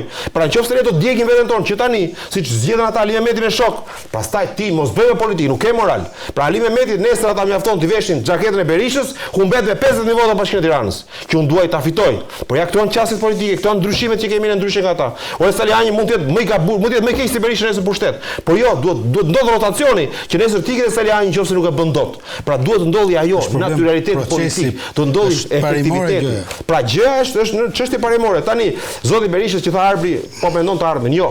Po mendon se si të shtyj jetën duke qenë në krye të PD-s. Ai do ta hedhë në erë u ta përsëris. Ditën e parë që zoti Berisha do jetë në shtratin e vdekjes si i qofte largët, pra ai do thotë o zot tipo më merr, unë kam minat këtu, vap do t'javi butonave, ta hedhin erë PD-n, edhe s'do ketë me PD. Pra do ta marri PD-n me vete. Nuk ka pasardhë, sepse fëmijët e tij biologjik nuk duan të merren me politik. Të besuar politik brenda PD-s ai nuk ka, Sali Anjut nuk ja le, çfarë do bëri? Do ta marri me vete ditën që do iki. Po se më donë se ka me tapi, po diçka që se ke me tapi. Pra prandaj po themi që Sali Anji ka shanset që mund t'ja marri me gjithë këto rekorde që po numëroj. Por ai vet nuk ka synim pasardhësin, ka synim vete në zotëri. Ti e kupton që ka 4 procese tani. Si?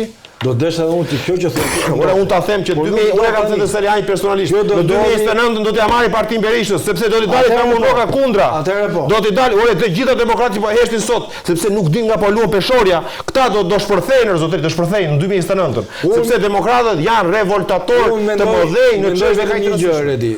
Ervin Sali Anji do ta marri Partinë Demokratike dhe zoti Berisha do ikë nga Partia Demokratike. Kur 2 miq tanë që kemi në tavolinë do ta besojnë vërtet që zoti Berisha do ikë nga Partia Demokratike. Atëherë dhe demokratët do ikën dhe demokratët po ta thashë do ikën. Sa është kjo? Gjë se kanë seriozisht. Arbër na duhet ta mbyllim. Kënaqësi që pata. Mehmeti bën një marrëveshje edhe këta. Avokat kënaqësi që pata si gjithmonë. Shumë faleminderit. Almer si gjithmonë kënaqësi. Të nderuar teleshikues, kjo ishte gjithçka që kishim përgatitur për ju sonte nga unë Red Varaku. Natë e mirë.